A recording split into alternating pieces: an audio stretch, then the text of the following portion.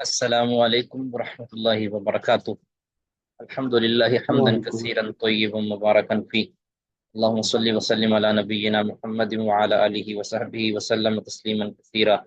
رب اشرح لی صدری ویسر لی امری واحلل عقدۃ من لسانی یفقهوا قولی، اور رب زدنی علما، رب زدنی فہما۔ اعوذ باللہ السمیع العلیم من الشیطان الرجیم، من ہمزہ ونفخہ ونفثہ۔ بسم اللہ الرحمن الرحیم۔ جی معاذ بھائی پڑھیے گا۔ اعوذ باللہ من الشیطان الرجیم بسم اللہ الرحمن الرحیم۔ شیخ محترم آواز آ رہی ہے؟ جی آ رہی ہے ماشاء اللہ۔ وَنُؤْمِنُ بِأَنَّهُ لَا يَظْلِمُ أَحَدًا لِكَمَالِ عَدْلِهِ وَبِأَنَّهُ لَيْسَ بِغَافِلٍ عَنْ أَعْمَالِ عِبَادِهِ لِكَمَالِ رَقَابَتِهِ وَإِحَاطَتِهِ۔ جی بس اتنا کافی ہے، وَنُؤْمِنُ ابھی اتنا کافی ہے، بعد میں بارک اللہ۔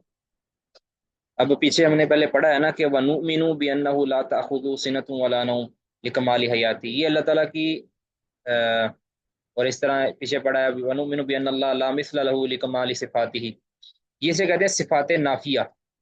ٹھیک ہے، سلبیہ، کہ اللہ تعالیٰ سے اس چیز کی نفی کرنی ہے، اور اس کی بھی ہم نے تفصیل بیان کی تھی کہ ایک تو نفی اس خاص چیز کی کرنی ہے، دوسری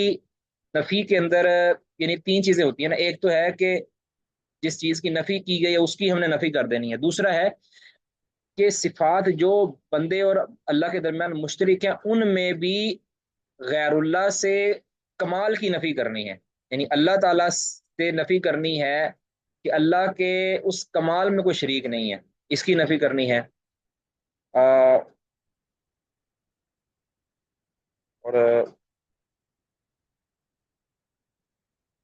تیسرا یہ تھا کہ اللہ تعالیٰ کی جس چیز سے نفی کی گئی ہے نا اس کے ضد، اس کی جو ضد ہے وہ اللہ رب العزت کے لیے ثابت کرنی ہے، یہ یعنی نفی کے اندر ہم نے یہ تیسری چیز یہ رکھنی ہے کہ اس کی ضد اللہ تعالیٰ کے لیے بھی ثابت کرنی ہے، ٹھیک ہے۔ ایک یہ بھی تھا کہ جو مماثلت ہے نا مخلوق کی، یعنی اللہ اور مخلوق کے درمیان جو مماثلت ہے اس کی ہم نے نفی کرنی ہے۔ ایک یہ ہو گیا، دوسرا ہم نے بیان کیا تھا کہ اللہ تعالیٰ سے جو خاص چیز جو نقص اللہ تعالیٰ سے منفی کیا گیا ہے اس کی ہم نے اللہ تعالیٰ سے مطلقاً نفی کرنی ہے کہ اللہ تعالیٰ، اور اس کے مقابل میں اللہ کے لیے اس کی ضد، مثلا ظلم کی نفی، سینہ کی نفی کی گئی ہے تو اس کی ضد کیا ہے، یعنی سینہ اور نوم کی ضد کیا، کمال حیات اور کمال قیومیت، اس کی ہم نے اس بات بھی کرنا ہے ساتھ۔ بہرحال یہ بات ہم نے پیچھے کہی تھی، باللہ تو آگے اب مزید اس کو جاری کیا ہے کہ وَنُؤْمِنُ بِأَنَّهُ لَا يَظْلِمُ أَحَدًا، اور ہم ایمان لاتے ہیں کہ اللہ تعالیٰ کسی پر ظلم نہیں کرتا، لِکَمَالِ عَدْلِهِ، اللہ کے عدل کے کمال کی وجہ سے۔ اب یہ قید اس لیے لگائی ہے کہ ظلم جو ہے یہ ہوتا ہے، ظلم کے دو معنی ہیں، ایک ہے نقص، کسی چیز کے اندر کمی ہونا، دوسرا ہے بالعدوان، کسی چیز کے اندر کہہ لیں کہ حد سے تجاوز کرنا۔ تو اللہ تعالیٰ کے اندر نقص بھی نہیں ہے، اور اللہ تعالیٰ یعنی کسی چیز کے اندر اللہ نقص بھی نہیں کرتا، اور کسی چیز کے اندر اللہ تعالیٰ یعنی ناجائز بھی نہیں کرتا۔ نقص کا کیا مطلب ہوتا ہے کہ کسی شخص نے، کسی کا حق بنتا ہے مثال کے طور پر 100 روپیہ، آپ اس کو 90 روپے دیں تو یہ آپ نے نقص کیا ہے، تو یہ بھی ظلم، اس کو بھی ظلم ہی کہیں گے، یعنی اس پر بھی ظلم کا لفظ بولا جاتا ہے، اس پر بھی ظلم کا لفظ بولا جاتا ہے، یعنی آپ نے کمی کر دی ہے، تو اللہ کے لیے یہ بھی یعنی اس کی بھی نفی کرنی ہے کہ اللہ تعالیٰ نقص نہیں کرتا، کسی کے حصے کے اندر اللہ تعالیٰ کمی نہیں کرتا۔ دوسرا ہوتا ہے عدوان، یعنی زیادتی جس کو کہتے ہیں، زیادتی کس معنی کے اندر، زیادہ کرنے میں نہیں، زیادتی مطلب، زیادتی یہ ہوتا ہے کہ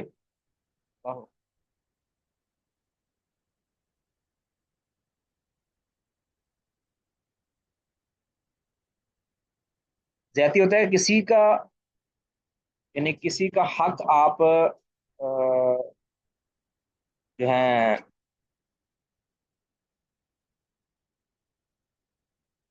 وہ بالکل ادا نہ کریں، ٹھیک ہے، کسی کا حق آپ ادا نہ کریں، اور اس کا جو حق بنتا ہے وہ اٹھا کر آپ اپنے استعمال میں لے آئیں۔ مثلا ایک شخص کے حق کے اندر کمی کر دینا یہ ہے نقص، اور یہ بھی ظلم ہے، اور ایک شخص کا حق چھین لینا، یعنی ایک چیز کی ملکیت ہے اس کی چھین لینا، یہ بھی یہ بھی ظلم ہے، اس کو کہتے ہیں عدوان، ٹھیک ہے، یہ زیادتی والا ظلم ہے، اور دوسرا ہے نقص والا ظلم، کہ ایک کا حق، اس حق کو آپ نے ادا کرنا ہے، اس کو دینا ہے، مگر قرض آپ نے دینا ہے، کسی کو 100 روپے آپ نے قرض دینا ہے، اس قرض کے اندر آپ زیادتی کرتے ہو، اس کو جو ہے وہ 90 روپے دیں 100 کی بجائے، یہ آپ نے زیادتی کی ہے اس کے ساتھ، یعنی سوری اس کے ساتھ ظلم کیا ہے، نقص کیا ہے اس کے حق کے اندر۔ دوسرا ہے کہ کسی کی پاس کوئی موبائل ہے، اس موبائل کو آپ چھین لیں، تو یہ بھی اللہ تعالیٰ کے لیے دونوں چیزوں کی نفی ہے، اللہ تعالیٰ کسی کے حق کو کم بھی نہیں کرتا اور کسی سے کوئی چیز چھینتا بھی نہیں ہے، ٹھیک ہے۔ اب نقص کے لیے قرآن پاک کی وہ آیت ہے نا، سورت الکہف کے اندر 33 نمبر، کلتل جنتین آتت اکولہا ولم تظلم منہ شیئا، کہ یہ دونوں باغ آتت اکولہا اپنے پھل لاتے تھے، یعنی اپنے پھل وہ دیتے تھے، ولم تظلم منہ شیئا، اور اس سے کسی چیز کی کمی نہیں کرتے تھے۔ اب یہ ظلم کا لفظ نفس کے لیے آیا کہ پوری چیز کو کم کر کے دینا، اور زیادتی عدوان کسے کہتے ہیں کہ اس کا جو حق ہے وہ چھین لینا۔ اس کی سمجھ آگے جی؟ یعنی آپ کے اوپر کسی کی کوئی چیز تھی، آپ نے اس کو ادا کرنا تھا، اس ادائیگی کے اندر آپ کوئی تھوڑا کم کر کے دیں، یہ ہوتا ہے ظلم، اور اس کو کہتے ہیں نقص، ظلم کے اندر جو نقص ہوتا ہے۔ اور ایک ہے کسی کی ہاتھ میں کوئی چیز ہے، کسی کی ملکیت کی کوئی چیز ہے، وہ آپ زبردستی زور زبردستی لے لیں، ٹھیک ہے، تو اللہ تعالیٰ کے دونوں چیزوں کی نفی ہے، اللہ نہ نقص کرتا ہے کسی کے حق کے اندر، اور نہ اللہ تعالیٰ ادائیگی کے اندر کسی کے اندر زیادتی کرتا ہے، ٹھیک ہے۔ اسی لیے فرمایا نا سورۃ طٰہٰ کے اندر 112 نمبر کہ وَمَن يَعْمَلْ مِنَ الصَّالِحَاتِ وَهُوَ مُؤْمِنٌ، جو ایمان کی حالت میں نیک صالح عمل کرتا ہے، فلا یخاف ظلما ولا حظما، نہ وہ ظلم کا کوئی خوف رکھے گا، نہ حزم کا کوئی خوف رکھے گا۔ حزم کا معنی ہے کمی، اور یہاں ظلم کا معنی ہے اس کے حق کی تلفی، ٹھیک ہے، حق تلفی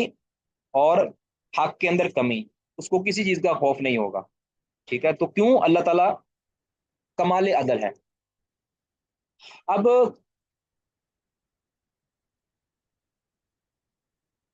اللہ تعالیٰ کے لیے یہ دونوں چیزوں کی نفی کا، اب کمال عدل کیوں کیا ہے، کمال عدل کا لفظ کیوں بولا ہے؟ یعنی اتنا کہہ دینا کہ کافی نہیں تھا کہ اللہ رب العزت ظلم نہیں کرتا کسی کے اوپر، تو اس سے بھی مانا، لیکن اگر کمال عدل ہی کیوں کہا ہے کہ اپنے عدل کے کمال کی وجہ سے، کیوں؟ کیونکہ بسا اوقات یہ جو ظلم ہوتا ہے نا، یہ انسان اس لیے بھی نہیں کر پاتا کہ اس کے پاس وہ، یعنی کہہ لیں کہ اس ظلم کا اس کو موقع نہیں ملا۔ ایک شخص ہے مثال کے طور پر، وہ کہتا ہے کہ میں نے جی آج رات، چور ہے وہ، کہتا ہے میں نے آج رات کوئی چوری نہیں کی، اب وہ چوری اس نے کی نہیں، واقعی نہیں کی، لیکن وہ ایسا نہیں ہے کہ اس نے اپنے اللہ کو ڈر کے یا خود اپنی کہہ لے کہ اختیار سے چوری نہیں کی، بلکہ اس لیے چوری نہیں کی کہ وہ اس نے کوشش تو کی ہے، لیکن کہیں بھی اس کا داؤ نہیں لگا۔ تو اللہ رب العزت کے لیے ایسا نہیں ہے کہ اللہ تعالیٰ کہ اب وہ جو چور جس نے چوری نہیں کی، جو کہتا ہے کہ میں نے چوری نہیں کی، اب اس، یعنی اس کو داؤ پیش نہیں آ سکا، یا وہ اس کو موقع نہیں ملا، یا وہ اس میں عاجز رہ گیا، اپنی عجز اور اپنی کمی کی وجہ سے وہ چوری نہیں کر سکا، تو اب وہ اس ظلم، اس چوری سے بچ گیا، لیکن وہ چوری سے بچنا اس کا اپنی کمزوری کی علامت ہے، یعنی اس کا چوری سے بچنا اپنی کمزوری کی علامت ہے، اپنی وہ مہارت نہیں دکھا پایا۔ اب اللہ کے بارے میں ہم یہ نہیں کہیں گے کہ اللہ تعالیٰ اس وجہ سے ظلم نہیں کرتا کہ اللہ رب العزت کو عاجز ہے، ٹھیک ہے، اللہ عاجز ہے اس لیے ظلم نہیں کرتا، یہ نہیں کہنا، اللہ اس لیے ظلم نہیں کرتا کہ اللہ تعالیٰ کا عدل کمال ہے، اللہ کمال عدل کی وجہ سے ظلم نہیں کرتا، ٹھیک ہے۔ اس لیے اہل علم کہتے ہیں نا کہ یہ جو نفی ہم اللہ تعالیٰ سے صفات کی کرتے ہیں، یہ محض نفی نہیں ہوتی، بلکہ اس کی ضد جو ہے نا اس کا کمال ثابت ہوتا ہے۔ اب ظلم کا ضد کیا ہے؟ عدل. اب عدل کا کمال اللہ تعالیٰ کے لیے ثابت ہے، اس لیے ہم نے اللہ تعالیٰ سے ظلم کی نفی کی ہے. سمجھ آئی جی؟ کسی کو اس بات کی، جی شیخ. ہاں جی، اس کو کسی کو دوبارہ سمجھ نہیں آئی تو پھر مجھے بتا دیں. میں اب ہم اللہ تعالیٰ کے کوئی یہ کہتا ہے نا، مثال کے طور پر جی، کیا اللہ تعالیٰ، کئی یہ متکلمین جو فلاسفہ ہوتے ہیں نا، جو اللہ کے بتائے ہوئے پر رکتے نہیں ہیں یا سلف کے فہم پر رکتے نہیں ہیں، بلکہ وہ اپنی وہ عقل کے گھوڑے دوڑاتے ہیں، وہ کہتے ہیں اللہ تعالیٰ ظلم پر قدرت رکھتا ہے، اللہ ظلم کر سکتا ہے. اب یہ بات بھی ہم نہیں کریں گے. اگرچہ بعض علماء نے یہ بات کی ہے کہ اللہ تعالیٰ ظلم کر سکتا تھا لیکن اللہ نے نہیں کیا اپنے کمال عدل کی وجہ سے، لیکن ہم یہ بات بھی نہیں کریں گے. کیوں؟ کیونکہ ایک چیز جب ضد ہے، ٹھیک ہے، ایک چیز جب ضد ہے، جب اللہ کے لیے اس کی ضد ثابت ہے. اب کوئی کہے کہ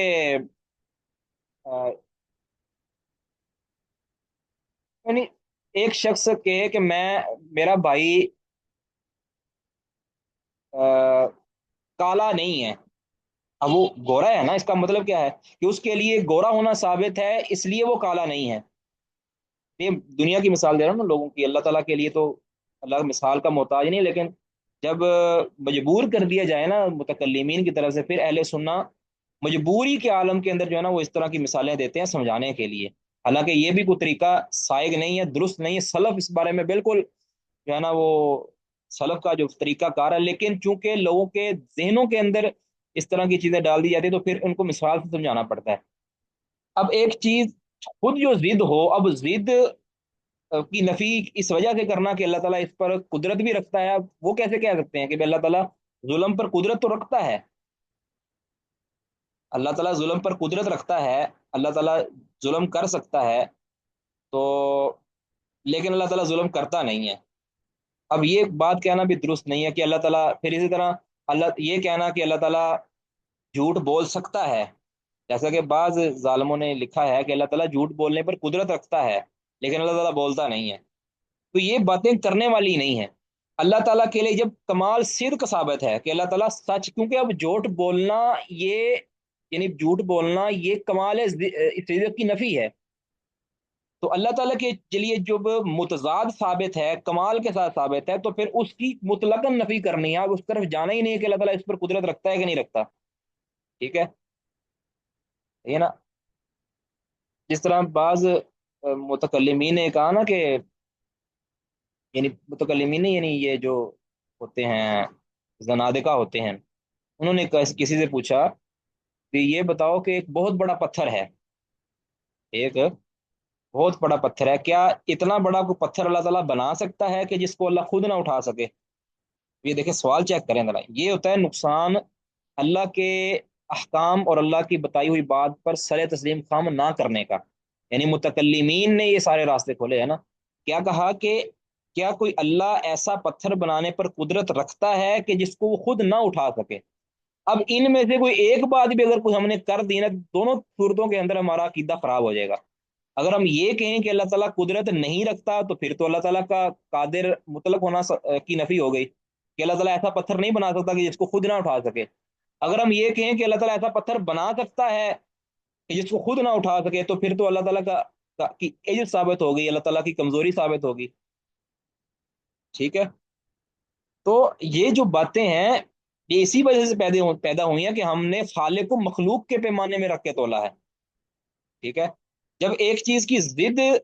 کے اندر کمال ہے تو پھر ضد کے اندر ہمیں قدرت ثابت کرنے کی کیا ضرورت ہے؟ اب ہم یہ کہیں کہ کیونکہ اللہ تعالیٰ کے لیے قدرت مطلقہ ثابت ہے تو ہم اللہ تعالیٰ کے لیے عجز کا اس بات کیسے کرتے ہیں؟ یعنی ایک چیز ایک وقت کے اندر اللہ کے لیے ضد بھی پائی جاتی ہے اور اس کی ضد بھی پائی جاتی ہو، یعنی ایک طرف اللہ تعالیٰ کا ہاں بھی پایا جاتا ہے اور نہ بھی پایا جاتا ہے. ایسا تو نہیں ہو سکتا. ایک چیز تو ہونی ہے اور ایک نہیں ہونی. یعنی اللہ تعالیٰ جب قادر مطلق ہے تو اللہ تعالیٰ کے قدرت سے کوئی بھی چیز خالی نہیں ہے. ان میں سے اگر ایک کی ہم اس بات کریں گے تو دونوں صورتوں کے اندر اللہ تعالیٰ کی قدرت کی نفی ہوگی. اگر ہم یہ کہیں کہ اللہ تعالیٰ ایسا پتھر نہیں بنا سکتا تو بھی قدرت کی نفی ہے. اگر ہم یہ کہیں کہ اللہ تعالیٰ پتھر ایسا بنا سکتا ہے لیکن اٹھا نہیں سکتا تو اس کے اندر بھی اللہ کی قدرت کی نفی ہے. تو دونوں صورتوں کے اندر تو ایسا نہیں ہو سکتا کہ اللہ تعالیٰ قادر ہو بھی اور قادر نہ بھی ہو. اس اعتبار سے ہم یہ کہیں گے اللہ تعالیٰ کے لیے جس چیز کی اللہ نے نفی کی ہے اس نفی کے ضد میں جو کمال ہے ہم اس کا اس بات کر دیں گے. ٹھیک ہے، اللہ تعالیٰ سے یہ چیز منفی ہے، اللہ تعالیٰ ظلم نہیں کرتا. اب اس طرف ہمیں جانے کی ضرورت نہیں ہے کہ اللہ تعالیٰ ظلم پر قادر بھی ہے یا نہیں قادر، یہ ایسی بات ہم نے کرنی ہی نہیں ہے، اسی کے اندر عافیت ہے.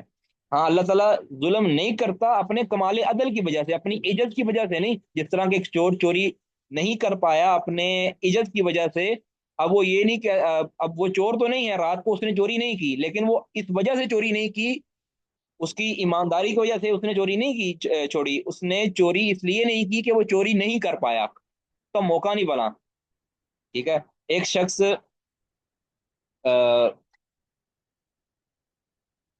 یعنی کوئی گناہ کرنا چاہتا تھا، اب وہ گناہ نہیں کر پایا، تو اس کا یہ مطلب نہیں ہے کہ وہ پاک دامن اور وہ درست ہے، وہ گناہ کرنے پر قدرت نہیں رکھ سکا. اللہ تعالیٰ کے لیے اس چیز کی نفی ہے کہ اللہ تعالیٰ ظلم اس لیے نہیں کرتا کہ اللہ کے اندر کوئی کمزوری ہے، اس لیے نہیں کرتا کہ اللہ تعالیٰ کے لیے کمال عدل ثابت ہے. کمال عدل کی نفی ہوتی ہے اگر اللہ تعالیٰ ظلم کرتا ہے، کیونکہ اللہ تعالیٰ کے لیے کمال عدل ثابت ہے، لہٰذا اللہ تعالیٰ ظلم نہیں کرتا، اور ظلم صفت نافیہ اور بری صفت ہے، تو اللہ تعالیٰ سے اس کی نفی ہو جائے گی. سمجھ آ گئی جی اس کی؟ یہ انتہائی اہم بات ہے جو بہت سے لوگوں کو جی کہا کر بیٹھے. جی جی شیخ، تو میں نے کہا الحمدللہ. بارک اللہ. آگے وہ بھی انہ لیس بغافل عما عن اعمال عبادہ، اور اس چیز پر بھی ہم ایمان لاتے ہیں کہ اللہ تعالیٰ بالکل بھی غافل نہیں ہے. غافل اس میں تنوین تنکیر ہے، اور نکرہ کے تحت نکرہ کے اوپر جب تنوین آتی ہے یا نکرہ کے تحت جب نکرہ نفی کے تحت آتا ہے تو پھر وہ نفی کے اندر جو ہے نا وہ مبالغہ ہوتا ہے کہ اللہ تعالیٰ بالکل بھی غافل نہیں ہے ان اعمال عبادی، اپنے بندوں کے اعمال سے. اب یہ غفلت نہیں ہے، غفلت کی نفی اللہ تعالیٰ سے کی گئی ہے، تو کس وجہ سے کی گئی ہے؟ لکمال رقابتی ہی و احاطتی ہی، اللہ رب العزت کے سے یہ کی گئی ہے رقابت، یعنی اللہ تعالیٰ رقیب نگہبانی کے کمال کی وجہ سے، اور اللہ تعالیٰ کے احاطہ کے کمال کی وجہ سے کہ اللہ تعالیٰ ہر چیز کو کمال احاطہ کیے ہوئے ہے، اور اللہ تعالیٰ کمال نگہبانی کیے ہوئے ہے. اب اللہ تعالیٰ نے جس طرح فرمایا نا سورۃ بقرہ کے اندر 144 نمبر آیت ہے، وَمَا اللَّهُ بِغَافِلٍ عَمَّا يَعْمَلُونَ، کہ لوگ جو عمل کرتے ہیں اللہ تعالیٰ اس سے بالکل بھی غافل نہیں ہے. کہ یہ آیت اس کی دلیل ہے اس عقیدہ کی، گرچہ یہاں پہ مصنف نے یہ نقل نہیں کی یہ آیت، تو بلکہ ایک مقام پر ابن عثیمین کہتے بھی تھے کہ کاش کہ میں یہ آیت متن کے اندر، یعنی جو عقیدۃ اہل سنہ والجماعہ ہے اس کے اندر اس کو ذکر کر دیتا تو کیا ہی بات تھی. تو کہتے ہیں اب دیکھیں اللہ تعالیٰ سے غفلت کی نفی کی ہے، اس وجہ سے کی ہے کہ اللہ تعالیٰ کمال رقیب ہے، نگہبان اللہ تعالیٰ کمال ہے، نظر رکھے ہوئے ہے، اللہ تعالیٰ نگاہ رکھے ہوئے ہے، اور اللہ تعالیٰ احاطہ کی ہوئے علم کے اعتبار سے ہر چیز کا. یعنی جس وقت وہ کام کیا جا رہا ہے، وہ عمل کیا جا رہا ہے، اسی وقت اللہ تعالیٰ اس کو دیکھے ہوئے ہے، اور اس پر انہ خبیر بما تعملون، اللہ تعالیٰ اب تمہارے عمل کے اوپر خبر رکھتا ہے، پوری طرح خبر رکھتا ہے. اور یہ ساری اس میں بہت سی واللہ علیم بما کنتم تعملون، اللہ تعالیٰ خوب جاننے والا ہے تمہارے اعمال کو، اس پر بڑی آیات ہیں. سورت مجادلہ کے اندر ہے، بلکہ سورت مجادلہ کے اندر جو دوسرا رکوع ہے نا اس کے اندر اللہ تعالیٰ نے جو فرمایا ہے الم تر ان اللہ یعلم ما فی السماوات وما فی الارض ما يكون من نجوى ثلاثة الا هو رابعهم ولا خمسة الا هو سادسهم ولا ادنى من ذلك الا هو معهم اينما كانوا ثم ينبئهم بما عملوا يوم القيامة ان اللہ خبیر بما تعملون. ٹھیک ہے، یہ اللہ تعالیٰ نے فرمایا سورت حشر کی دوسرے رکوع کی جو پہلی آیت ہے تفصیلی وہ آیت. تو اسی طرح سورت کیا ہے جی، سورہ جمعہ کے اندر اللہ تعالیٰ نے فرمایا ہے، سورہ جمعہ کے اندر فرمایا ہے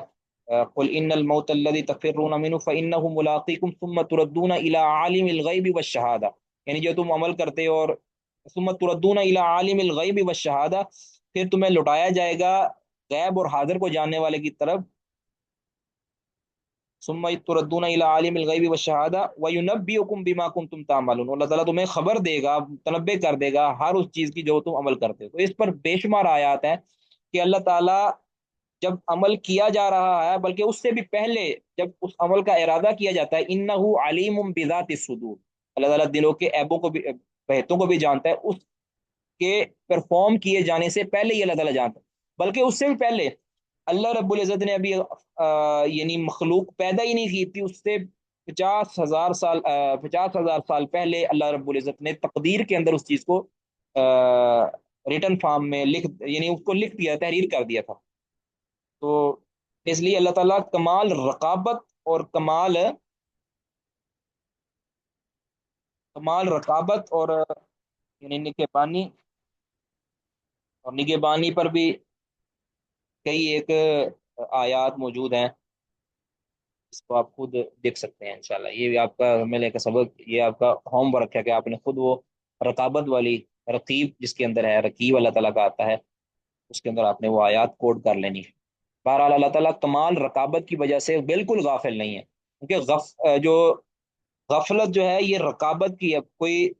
किसी को गाफिल कर दे किसी काम से, तो उसकी दो सूरतें हो सकती हैं, या तो वो उसको देख नहीं रहा, या उस तक उसकी अप्रोच नहीं है किसी भी एतबार से। ठीक है, यानी मिसाल के तौर पर एक दुनियावी मिसाल अगर आप दें कि किसी इलाके के अंदर जुर्म हुआ। अब किसी एसएचओ को पूछा गया भी तुम्हारे इलाके में जुर्म हुआ, वो कहता है ये मेरी रेंज से बाहर है, यानी ये जो हाँ जुर्म हुआ है ये मेरे एरिया के अंदर, मेरे जोन में नहीं आता।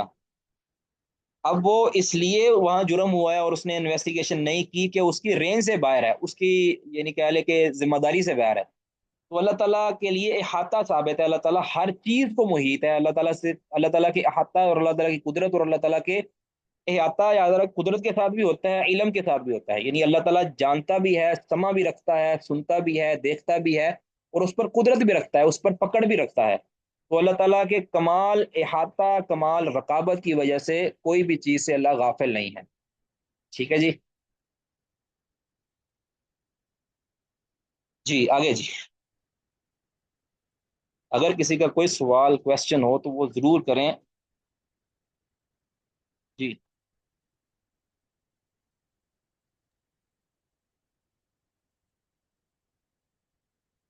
जी शेख मतलब पढ़ूँ आगे। जी पढ़ें जी। बिस्मिल्लाह। वनुअमिनु बिअन्नहु ला युअजिजुहु शैउन फिस समावाति वला फिल अर्द लिकमालि इल्मिहि व कुदरतिहि। अल्लाह। इन्नमा अम्रुहु इज़ा अरादा शैअन अन यक़ूल लहु कुन फयकून। व बिअन्नहु ला यल्हकुहु व बिअन्नहु ला यल्हकुहु तअबुन वला इयाउन। अभी अभी इधर रहने दें। अब अगली है कि हम ईमान लाते हैं कि बिअन्नहु ला युजिज़ुहु शैउन, कि नहीं आजिज कर सकती कोई भी शय अल्लाह को। युजिज़ुहु, आजिज नहीं कर सकती कोई भी शय, छोटी हो बड़ी हो, अ, नई हो पुरानी हो, कोई भी चीज उसको आजिज नहीं कर सकती, फिस समावाती वला फिर अभी जमीनों आसमानों में। लिकमाली इल्मी ही व कुदरती, क्योंकि अल्लाह का इल्म भी कमाल है और अल्लाह की कुदरत भी कमाल है। यानी दोनों सिफ्तों के अंदर अल्लाह को इल्म के एतबार से भी अल्लाह को कमाल हासिल है कि उसकी अल्लाह ताला उसको जानता है, उस चीज को पहचानता है, और कुदरत के एतबार से भी। तो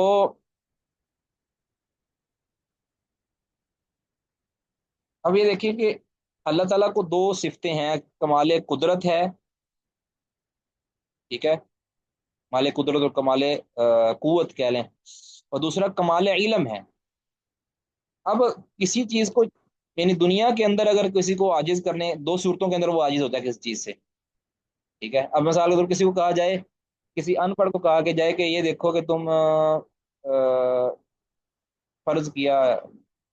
कि तुम लैपटॉप पे ये काम करके दिखाओ। अब एक आप बेचारा अनपढ़ जो देहाती आदमी है, वो कहेगा कि मुझे इसका पता नहीं है, यानी मुझे इसका इल्म नहीं है। अब उसके पास कंप्यूटर है, सारा कुछ है, पैसा भी है, हर चीज है, लेकिन वो अपने इल्म की वजह से, इल्म ना होने की वजह से वो इससे आजिज है। کہ میں اس کمپیوٹر کو نہیں چلا سکتا، کمپیوٹر کو نہیں استعمال کر سکتا، یا موبائل کو استعمال نہیں کر سکتا، کس وجہ سے؟ اپنے علم میں عاجز ہونے کی وجہ سے۔ تو اللہ تعالیٰ سے اس کی نفی ہے، اللہ تعالیٰ کسی چیز اللہ کو عاجز نہیں کرتی، اللہ تعالیٰ کو یعنی کہہ لیں کہ مات نہیں دیتی اللہ، کیونکہ اللہ کو ہر چیز کا علم ہے۔ دوسری ہے کہ اللہ قدرت نہیں ہو، یعنی قدرت کی نفی ہو، تو اس وجہ سے بھی کئی بار انسان جو ہے نا کسی چیز کو جانتا ہوتا ہے لیکن اس سے کہہ لے کہ اب ایک بندہ جس کو لیپ ٹاپ چلانا آتا ہے، وہ انجینئر ہے، وہ سافٹ ویئر انجینئر ہے، سارا کچھ ہے، لیکن اس کے پاس لیپ ٹاپ نہیں ہے۔ اب یہ کیا ہے؟ اس کی عجز ہے، لیکن یہ قدرت کی وجہ سے عجز ہے۔ اور ایک اس کی اور مثال دی جاتی ہے، ابن عثیمین رحمہ اللہ نے ایک جگہ پہ دی ہے کہ ایک شخص کو تو آپ کہیں کہ اس طرح کرو کہ تم ایک فلاں چیز بناؤ، مثال کے طور پر ایک دروازہ بناؤ، اب وہ دروازہ بنانا جانتا ہے، اس کو ہنر ہے، لیکن اس کا ہاتھ شل ہے کہتے ہیں۔ اب وہ دروازہ نہیں بنا سکتا باوجود اس کے کہ وہ اس کا ماہر تھا، دروازہ بنانے کا وہ ماہر ہے، بڑھئی تھا اور وہ کارپینٹر تھا، لیکن وہ دروازہ اب نہیں بنا پاتا، کس وجہ سے؟ کہ اس کا ہاتھ شل ہے، ہاتھ کام نہیں کرتا۔ اب اس کے اندر اس کی قدرت کی نفی ہو رہی ہے، علم کی نفی نہیں ہو رہی۔ اور ایک شخص ہے کہ جو بالکل صحیح سلامت ہے، ہٹا کٹا ہے، لیکن وہ دروازہ بنانا ہی نہیں جانتا، اب اس کے اندر اس کی علم کی نفی ہو رہی ہے، اس کی قدرت کی نفی نہیں ہو رہی۔ ہاتھ اس کے ہیں، بالفعل وہ اگر بنا سکتا ہوتا تو وہ بنا دیتا، لیکن اب نفی اس سے کس چیز کی ہو رہی ہے؟ علم کی، اس کے ہنر کی نفی ہو رہی ہے۔ تو اللہ تعالیٰ دونوں اعتبار سے اللہ تعالیٰ سے یعنی نفی کی جائے گی کہ اللہ تعالیٰ کو کوئی چیز بھی کسی وجہ سے نہیں تھکاتی، اس وجہ سے کہ اللہ تعالیٰ کو اس کا علم نہ ہو، اس وجہ سے یا اللہ اس پر قدرت نہ رکھتا ہو، دونوں اعتبار سے اللہ تعالیٰ سے نفی کی جائے گی کہ اللہ تعالیٰ کسی چیز سے نہیں تھکتا یا کسی چیز سے عاجز نہیں آتا۔ دنیا کی کوئی چیز اللہ تعالیٰ کو عاجز نہیں کرتی۔ اور اس پر جو قرآن آیت ایک ہے،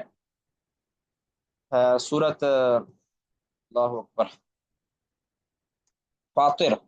سورت فاطر آیت نمبر 44، 44 نمبر آیت، اللہ تعالیٰ فرماتے ہیں وَمَا كَانَ اللَّهُ لِيُعْجِزَهُ مِنْ شَيْءٍ فِي السَّمَاوَاتِ وَلَا فِي الْأَرْضِ، کہ اللہ رب العزت کو کوئی بھی چیز عاجز نہیں کر سکتی زمین و آسمان میں، زمین و آسمان میں کوئی بھی چیز اللہ تعالیٰ کو عاجز نہیں کر سکتی۔ کیوں؟ انہ کان علیما قدیرا، اللہ اکبر، کیا الفاظ، یعنی پورا ترجمہ کر دیا ابن عثیمین رحمہ اللہ نے، گرچہ انہوں نے عہد یا کوڈ نہیں کی لیکن پورا ترجمہ کر دیا ہے۔ انہ کان علیما قدیرا، کہ اللہ تعالیٰ اس ہر شے کا علم بھی رکھتا ہے اور اس پر کامل دسترس اور قدرت بھی رکھتا ہے۔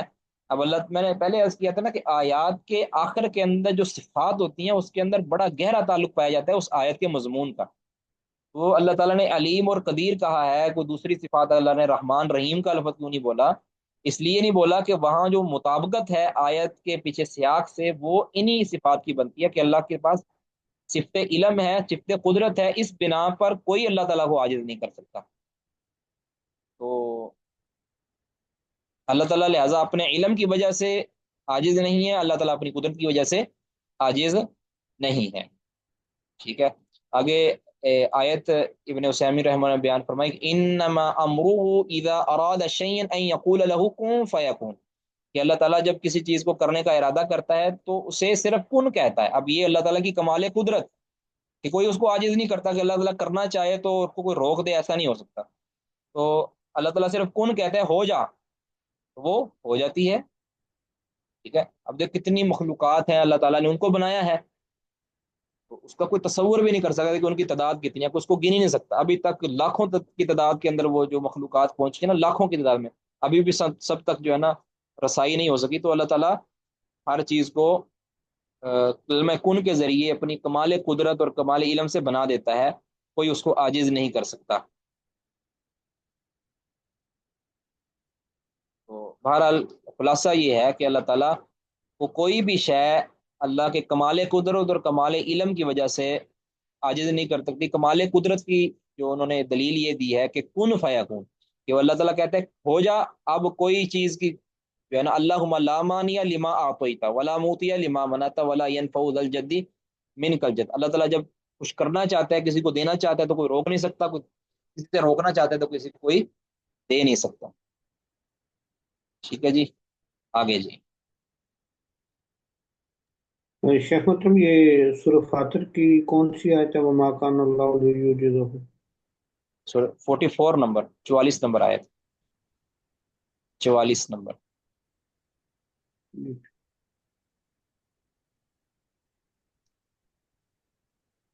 جی. شیخ محترم آگے پڑھو.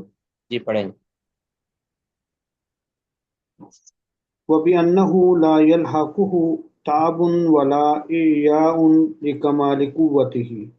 اللہ. وَلَقَدْ خَلَقْنَا السَّمَاوَاتِ وَالْأَرْضَ وَمَا بَيْنَهُمَا فِي سِتَّةِ أَيَّامٍ وَمَا مَسَّنَا مِنَ اللُّغُوبِ وما مسنا من أي لغوب. من لغوب أي من تعب ولا إعياء. یعنی اللہ تعالیٰ کی اگلی آگے ہم ایمان لاتے ہیں کہ بِأَنَّهُ سوری وَبِأَنَّهُ، اس پر ہم ایمان لاتے ہیں کہ بِأَنَّهُ لا يَلْحَقُهُ تعب، کہ اللہ کو نہیں لاحق ہوتی تعب کوئی تھکاوٹ، ولا اعیاء نہ کوئی، اس کو کہہ لیں آپ ترجمہ ایک میں مجھے لغت میں دیکھ لینے دیں، میں نے دیکھا تھا مجھے لفظ بھول گیا اس کا. ایک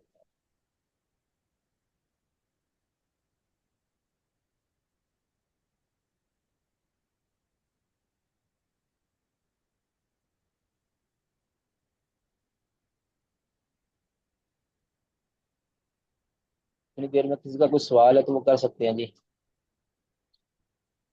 اللہ تعالیٰ کو نہیں لاحق ہوتی کوئی تھکاوٹ اور نہ اعیا.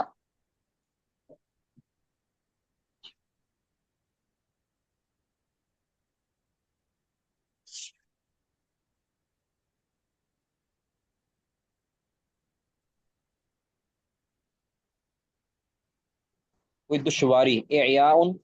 دشواری ہوتا ہے، اصل میں ہوتا ہے کہ اس کا معنی بھی عاجز آنا ہی ہوتا ہے، لیکن یہ دشواری کے ساتھ عاجز آنا، کوئی اللہ تعالیٰ کو دشواری لاحق نہیں ہوتی نہ اس کام کرنے میں اندر، یعنی جو اللہ تعالیٰ کرنا چاہتا ہے اس کرنے میں نہ اللہ کو کوئی تھکاوٹ ہوتی ہے کہ اللہ تعالیٰ تھک جائے، اور نہ اللہ تعالیٰ کو کوئی دشواری ہوتی ہے کہ جس کو کرنا بہت مشکل ہو جائے اور تک پہنچنا محال ہو جائے. تو اس کو آپ کہہ سکتے ہیں کہ یہ اس میں دشواری اور کوئی تھکاوٹ لکمال قوت، کیونکہ اللہ تعالیٰ کی قوت کو کمال حاصل ہے، اللہ تعالیٰ کی قوت کو کمال حاصل ہے، اس وجہ سے اللہ تعالیٰ کو نہ اپنے کسی کام کے اندر دشواری تھکاوٹ ہوتی ہے کچھ کرنے میں، اور نہ ہی کوئی دشواری، چاہے جتنا بھی وہ عمل بڑا ہو، جتنا بھی وہ، اللہ تعالیٰ تو کلمہ کن کہتا ہے. اللہ تعالیٰ دلیل کیا دی، وَلَقَدْ خَلَقْنَا السَّمَاوَاتِ وَالْأَرْضَ، اب زمین و آسمان کی اتنی بڑی مخلوق اللہ تعالیٰ نے پیدا کی ہے، وما بینہم، اور ان میں موجود جتنی بھی گویا پوری کائنات جو اللہ تعالیٰ نے پیدا کی ہے وہ کتنے دنوں میں، فی ستۃ ایام، 6 دنوں. اب کوئی کہہ سکتا تھا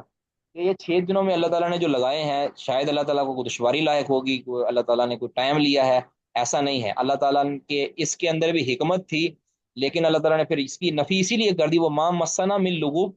ہمیں کوئی لغوب جو ہے نا اس میں نہیں پہنچا، یعنی اس اتنی بڑی مخلوق اور ساری کائنات بنانے میں ہمیں کوئی لغوب نہیں پہنچا. اب لغوب کا مطلب کیا ہے، ای من تعب، نہ کوئی تھکاوٹ پہنچی ہے، ولا اعیا، اور نہ کوئی دشواری لاحق ہوئی ہے. اب بسوں کا ایک تو ہے نا کہ کئی لوگ دنیا میں بھی کام کرتے ہیں نا، بڑا اتنا بڑا کام کرتے ہیں، کہتے ہیں جی میں تو تھک ہی گیا، یا وہ کہتا ہے کہ میں اس کام کو میں نے بڑی مشکل سے کیا ہے، یعنی اس میں مجھے بڑی رکاوٹیں آئیں، بڑی مشکلیں پیش آئیں. تو اللہ تعالیٰ نے یہ 6 دن لگائے ہیں، اس میں اللہ کی حکمت ہے. اللہ ایک یعنی کہہ لیں کہ ایک کن کے کلمے کے ساتھ بھی بنا سکتا تھا، لیکن اللہ رب العزت نے اس کو بنایا، اس میں کوئی حکمتیں ہیں. یہ کوئی نہ سمجھے کہ وہ مسنا من لوگوں کی ہمیں کوئی تھکاوٹ ہوئی ہے یا کوئی ہمیں دشواری آئی ہے، ہمیں کوئی دشواری نہیں ہے. بالکل من لغوب جو ہے نا، تنوین تنوین تنکیر کی ہے، کہ بالکل رتی برابر بھی، ذرہ برابر بھی، اور یہاں نکرہ آیا ہے نفی کے تحت کہ بالکل بھی ہمیں کوئی لغوب نہیں آئی. تو اللہ تعالیٰ سے یہ لغوب کی اور تعب اور اعیا کی نفی کی کرنی ہے، اس لیے کہ اللہ رب العزت کے لیے کمال قوت ثابت ہے، کمال قدرت ثابت ہے. اللہ تعالیٰ کو پریشانی تو تب ہو کہ اللہ تعالیٰ کے اندر کوئی کمزوری ہو، ٹھیک ہے. तो लुगूब का माना क्या है कि ताब और एया, क्योंकि अल्लाह ताला को कुव्वत और कुदरत का कमाल हासिल है। तो इस वजह से कमाल कुदरत और कमाल कुव्वत की वजह से अल्लाह ताला को कोई लुगूब यानी कोई थकावट या दुश्वारी, कोई परेशानी,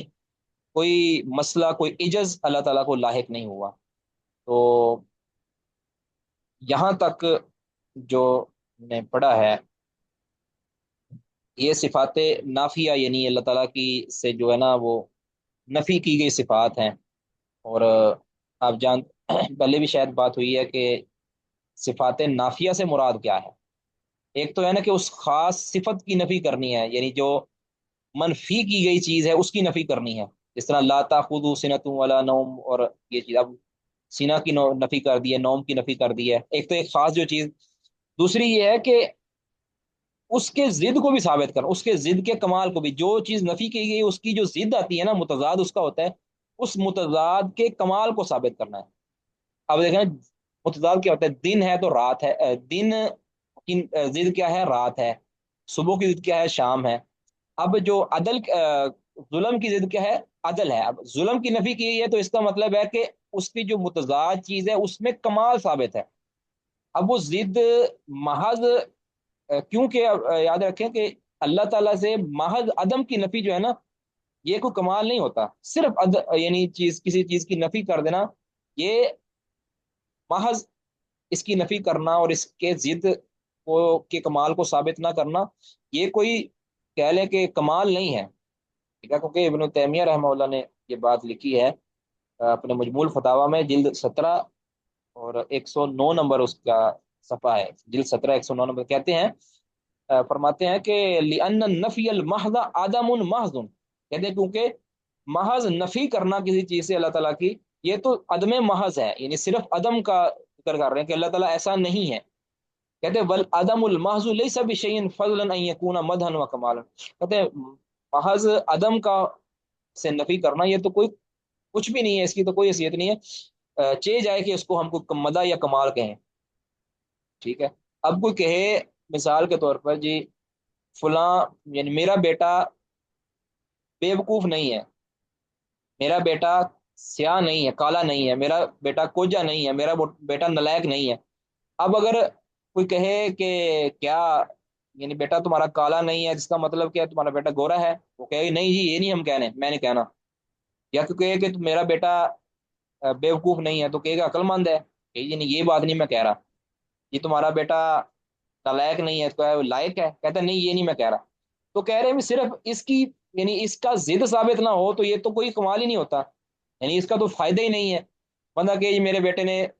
सुबह से लेकर शाम तक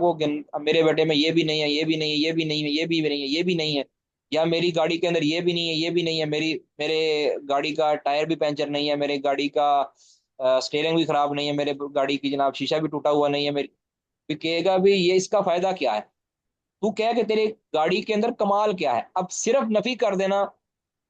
ये कोई कमाल नहीं है, उस नफी के मुतजाद जो चीज साबित हो रही है ना, उस नफी करने से जो आगे चीज लाजिम आ रही है उसकी अंदर कमाल हो तो फिर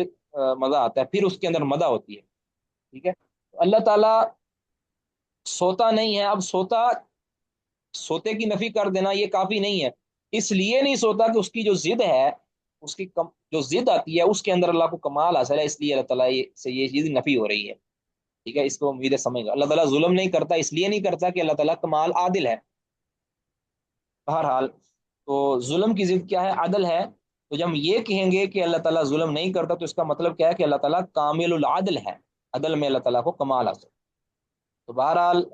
सिफात, नफी की सिफात के अंदर हम दो चीज़ों को देखेंगे, पहले बता दिया। उसमें दो चीज़ें मुराद होती हैं, एक तो उस खास चीज़ की नफी करनी है, दूसरी उसकी मुतजाद के अंदर कमाल को साबित कर देना है। तो उम्मीद है आप बात ये समझ गए होंगे। आगे जी। शेख मोहतरम, ये मजमूअल फतावा का हवाला लिखवा जिल्द देंगे? 17 जी शेख मोहतरम। सफ़ा 109। जी ठीक। अल्फाज भी लिखा दूं। अल्फाज फरमाते हैं कि जी इन शेख मोहतरम, नफियल वो मैं। महदा आदमुन महजुन वल आदमुल महजु लैसा बिशैइन फजलन अन यकूना मदहन व कमालन। जी शेख मोहतरम, मैंने लिख लिए थे। جزاک اللہ جی آگے جی، خیر۔ ونؤمنو، اب آگے، ہاں جی جی جی آگے کوئی اور پڑھے گا؟ یہاں پہ نماز کے وقت ہو گیا جی شیخ جی وضو، ٹھیک ہے ٹھیک یا ہے، میں عبارت میں پڑھ دوں تو؟ جی ٹھیک ہے، کب پڑھ کے چلے جائیں آپ، باقی پھر بعد میں پڑھاتے رہیں گے ہم ڈاکٹر صاحب سے۔ جی ٹھیک، بسم اللہ الرحمن ونؤمن بثبوت كل ما أثبته الله لنفسه أو أثبته له رسوله من الأسماء والصفات، لكننا نتبرأ من محظورين عظيمين، هما التمثيل، أن يقول ب أن يقول بقلبه أو لسانه صفات الله تعالى كصفات المخلوقين مخلوقین،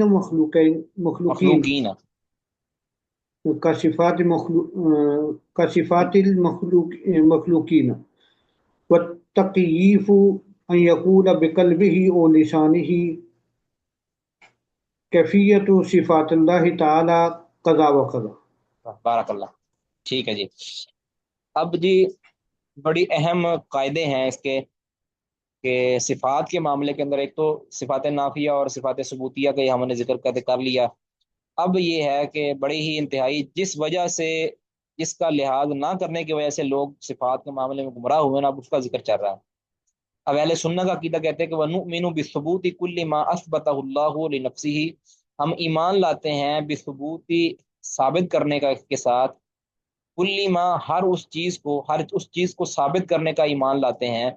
ما اثبتہ اللہ لنفسہ، جسے اللہ نے اپنے لیے ثابت کیا ہے، یعنی جو اللہ نے اپنے لیے چیز ثابت کی ہے ہم اس کے اوپر اس کے ثبوت کا یقین رکھتے ہیں کہ اللہ تعالیٰ کے لیے وہ چیز ثابت ہے۔ او اثبتہ لہو، یا جسے ثابت کیا ہے لہو، اللہ کے لیے، رسول، اس کے رسول نے، جس بھی چیز کو اللہ نے اپنے لیے ثابت کیا ہے یا اس کے رسول نے اللہ کے لیے ثابت کیا ہے، من الاسماء والصفاتی، ناموں اور صفات میں سے، نام اور اللہ کے ناموں، اللہ کے صفات میں سے جو بھی اللہ نے اپنا نام یا اپنی صفت اپنے لیے ثابت کی ہے، یا اللہ کے رسول نے اللہ کے لیے نام یا صفت ثابت کی ہے، ہم اس کو ثابت کریں گے، یا اس کو تسلیم کریں گے، ٹھیک ہے، اللہ کے لیے اس کا کیا کریں گے، اس بات کریں گے، اس کا جو حقیقی معنی ہے اس معنی کو اللہ کے لیے ثابت کر دیں گے، یعنی ہمارا اس پر ایمان لانا، اس پر ہم ایمان بھی لائیں گے، مان لانا واجب ہوگا، اس کی تصدیق کرنا واجب ہوگا، اور اس کے مطابق عقیدہ بنانا واجب ہوگا، اور یہ بھی نظریہ رکھنا واجب ہوگا کہ یہ حق ہے، یعنی اب اللہ تعالیٰ نے اپنے لیے اگر چہرے کا اس بات کیا ہے تو ہم کہیں گے کہ چہرہ اللہ کے لیے ثابت ہے، حقیقی چہرہ ثابت ہے۔ اگر اللہ نے اپنے لیے ہاتھ کا اس بات کیا تو ہم کہیں گے اللہ تعالیٰ کے لیے ہاتھ ثابت ہے۔ اگر اللہ تعالیٰ نے اپنے لیے علم کا اس بات کیا ہے، قدرت کا اس بات کیا ہے، حکمت کا اس بات کیا ہے، اور دیگر صفات یا اسماء کا صفات کیا ہے، تو اس کو ہم کہیں گے کہ اللہ رب العزت کے لیے ثابت ہے۔ اس طرح قرآن کے اندر آیا ہے تو اللہ نے اپنے لیے ثابت کیا، اگر حدیث کے اندر آیا ہے اور حدیث میں رسول اللہ صلی اللہ علیہ وسلم نے کہا ہو کہ اللہ تعالیٰ ایسا ہے یا ایسا نہیں ہے، تو اس کی ضد کو ہم اللہ کے لیے ثابت کر دیں گے، ٹھیک ہے۔ اب اس سے سرے منہ انحراف نہیں برتیں گے ہم اس کے اندر، تو یعنی اس ثابت کرنے کے اندر تو ہم بالکل بھی کمی نہیں کریں گے۔ اب اس ثبوت کے اندر ہم دو تین چیزوں کے اندر جو ہے نا، دو چیزوں سے ہم جو ہے نا وہ پرہیز کریں گے، دو چیزوں کا ہم نے اس کو اپنے اس ثبوت کے اندر اس کو نہیں آنے دینا، ٹھیک ہے۔ یعنی ہم نے اللہ کے متعلق ہم نے جو عقیدہ رکھنا ہے، اس عقیدے کے اندر بھی ہمیں افراط و تفرید کی طرف نہیں جانا، نہ اس میں کسی چیز کی کمی کرنی ہے، نہ اس میں کوئی اپنی طرف سے اضافہ، نہ کوئی ایڈیشن کرنی ہے، ٹھیک ہے۔ تو ہم نے اللہ کے لیے ہر وہ چیز ثابت کر دینی ہے جو اللہ نے اپنے لیے ثابت کی ہے، اسماء یا صفات میں سے ہر وہ صفت یا نام جو اللہ کے رسول نے اللہ کے لیے ثابت کیا، اس کو ہم اپنے لیے اللہ کے لیے ثابت کریں گے کہ اللہ کا یہ نام ہے، اللہ کی یہ صفت ہے۔ اب یاد رکھیں کہ پہلے بھی یہ بات ہو چکی ہے کہ اللہ رب العزت کے صفات کے اندر اور ناموں کے اندر فرق یہ ہے کہ اللہ کا جو صفت ہے اس سے ضروری نہیں ہے کہ اللہ تعالیٰ کا نام بھی بنے، ٹھیک ہے۔ اللہ رب العزت کی جو صفت ہوتی ہے اس کے لیے ضروری نہیں ہے کہ اللہ تعالیٰ کا اس سے نام بنے، اس کے لیے اس سے مشتق کر کے ہم اللہ تعالیٰ کو کوئی نام رکھ دیں۔ ہاں البتہ اللہ کا جو نام ہوتا ہے، اللہ کے جو اسماء ہیں، اس کے اندر اللہ کی ایک لازمی صفت پائی جاتی ہے، وہ مجرد نام نہیں ہوتا بلکہ وہ صفت سے پر مبنی ایک نام ہوتا ہے۔ اب اللہ تعالیٰ کا اگر نام الرحمن ہے نا، الرحیم ہے، القدیر ہے، یہ اللہ کے نام ہے۔ ان ناموں کے اندر اللہ کی ایک صفت پائی جاتی ہے، الرحمن ہے نا، اس میں صفت رحمت پائی جاتی ہے۔ الرحیم ہے، اس کے اندر بھی صفت رحمت پائی جاتی ہے۔ تو ہم ان ناموں کو بھی مانیں گے اور ناموں کے اندر پائی جانے والی صفتوں کو بھی مانیں گے۔ اور کچھ صفات ایسی ہیں کہ جو صرف محض صفات ہیں تو اس کو ہم اسی طرح مانیں گے۔ مثلا چہرے کا اس بات ہے، جو یہ چہرہ اللہ تعالیٰ کا نام نہیں ہے، یہ اللہ تعالیٰ کی صفت ہے، ٹھیک ہے؟ چہرہ اللہ تعالیٰ کا کی صفت ہے۔ اب قاعدہ کیا ہے کہ جو صفات ہوتی ہیں اس سے ہم نام نہیں بنائیں گے جب تک کہ اللہ نے نام خود نہ ذکر کیا ہو اپنا، ٹھیک ہے؟ اب مثال کے طور پر اللہ تعالیٰ کے بارے میں آتا ہے نا کہ یا علم، اللہ تعالیٰ کیا ہے؟ علم رکھتا ہے۔ اللہ تعالیٰ فرماتے ہیں نا کہ اللہ تعالیٰ جانتا ہے۔ تو اس سے اللہ تعالیٰ نے اپنا نام بھی رکھا ہے، علیم رکھا ہے نام، یعنی اس سے اللہ تعالیٰ نے یا علم سے، یعنی علم صفت علم ہے نا، اسے اس صفت علم سے اللہ تعالیٰ نے ملتا جلتا اپنا ایک نام بھی رکھا ہے، علیم۔ اب اس کا مطلب نام اور صفت یہ اللہ تعالیٰ نے خود رکھی۔ اب کچھ ایسی صفات ہیں کہ جس سے اللہ تعالیٰ نے نام کو مشتق نہیں کیا،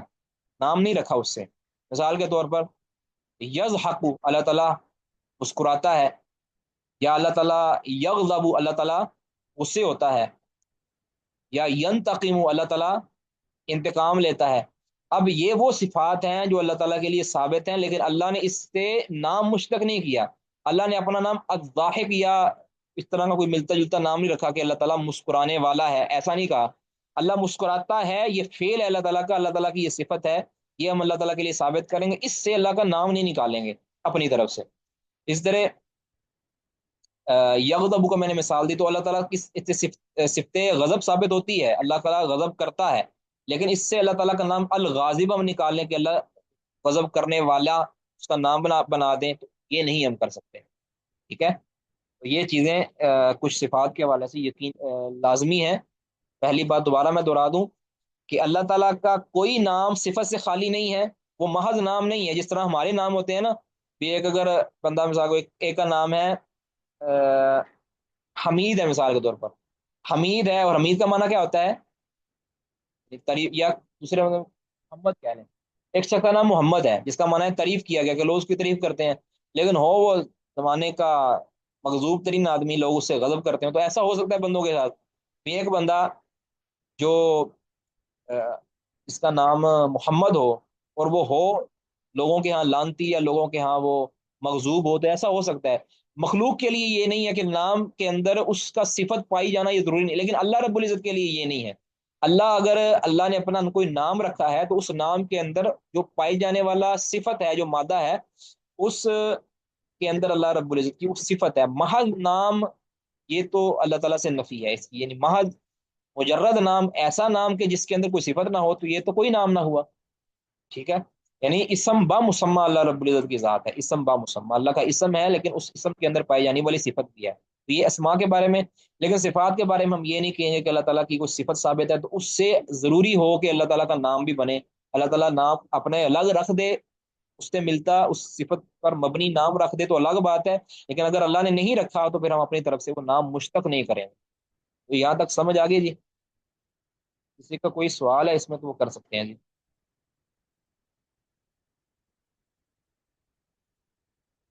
اچھا جی، تو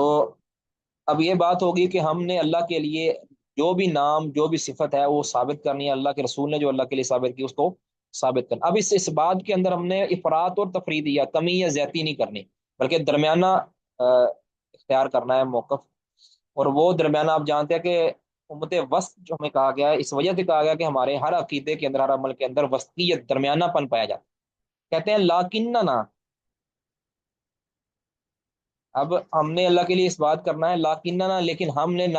نتبرأ، برات کرتے ہیں، من محظورین عظیمین، دو بہت بڑے محظوروں سے، دو بہت بڑے ناجائز کاموں سے، دو بہت بڑی ناجائز چیزوں سے ہم جو ہے نا وہ برات کا اعلان کرتے ہیں، ہم اس کے اندر نہیں پڑیں گے۔ وہ دو چیزیں کیا ہیں؟ ہما، وہ دونوں چیزیں کیا ہے؟ التمثیل، ان میں سے ایک کیا ہے؟ التمثیل، یعنی مماثل قرار دینا، تمثیل، مسئلہ یمثل تمثیل کے برابر قرار دینا۔ اب اس کی تعریف کیا کی ہے کہ ان یقول بقلبہ او لسانی، کہ کوئی شخص اپنے دل یا اپنی زبان سے کہے، یعنی دل کے اندر یہ عقیدہ رکھے یا اپنی زبان پر وہ عقیدہ لائے، دل کے اندر یہ اعتقاد رکھے یا اپنی زبان سے اقرار کرے کس چیز کا، کہ صفات اللہ کا صفات المخلوقین، کہ اللہ کی صفات مخلوق کی صفات کی طرح ہے، یا اللہ کی کوئی صفت مخلوق کی صفت کی طرح ہے، منوان بالکل بغیر کسی فرق، یہ ہوتا ہے تمثیل،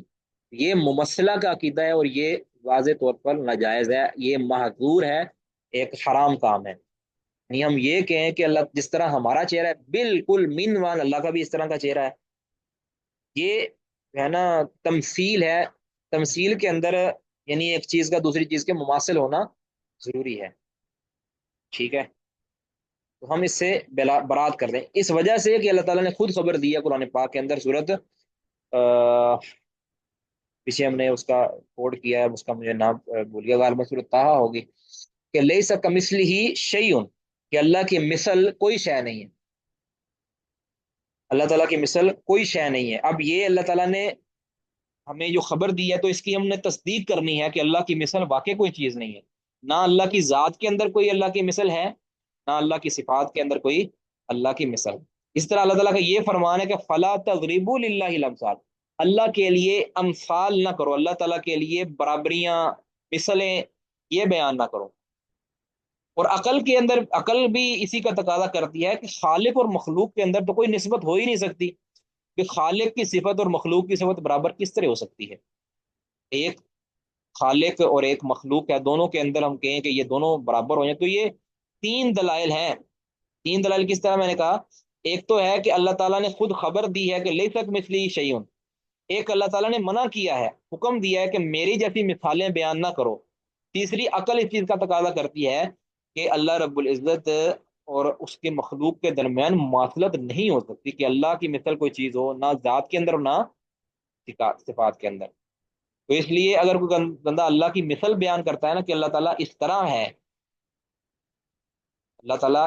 اس طرح ہے جس طرح فلاں مخلوق ہے، یا اللہ کی خبر یا اللہ کا علم، اللہ کی قدرت بھی اسی طرح ہے جس طرح انسان کی ہے، یا یہ کہ انسان کی قدرت اسی طرح ہے جس طرح اللہ کی قدرت ہے، تو یہ تمثیل ہے اور یہ واضح طور پر کفر ہے، ٹھیک ہے؟ یہ کفر ہے۔ تو ہم کہیں گے کہ اللہ رب العزت بلا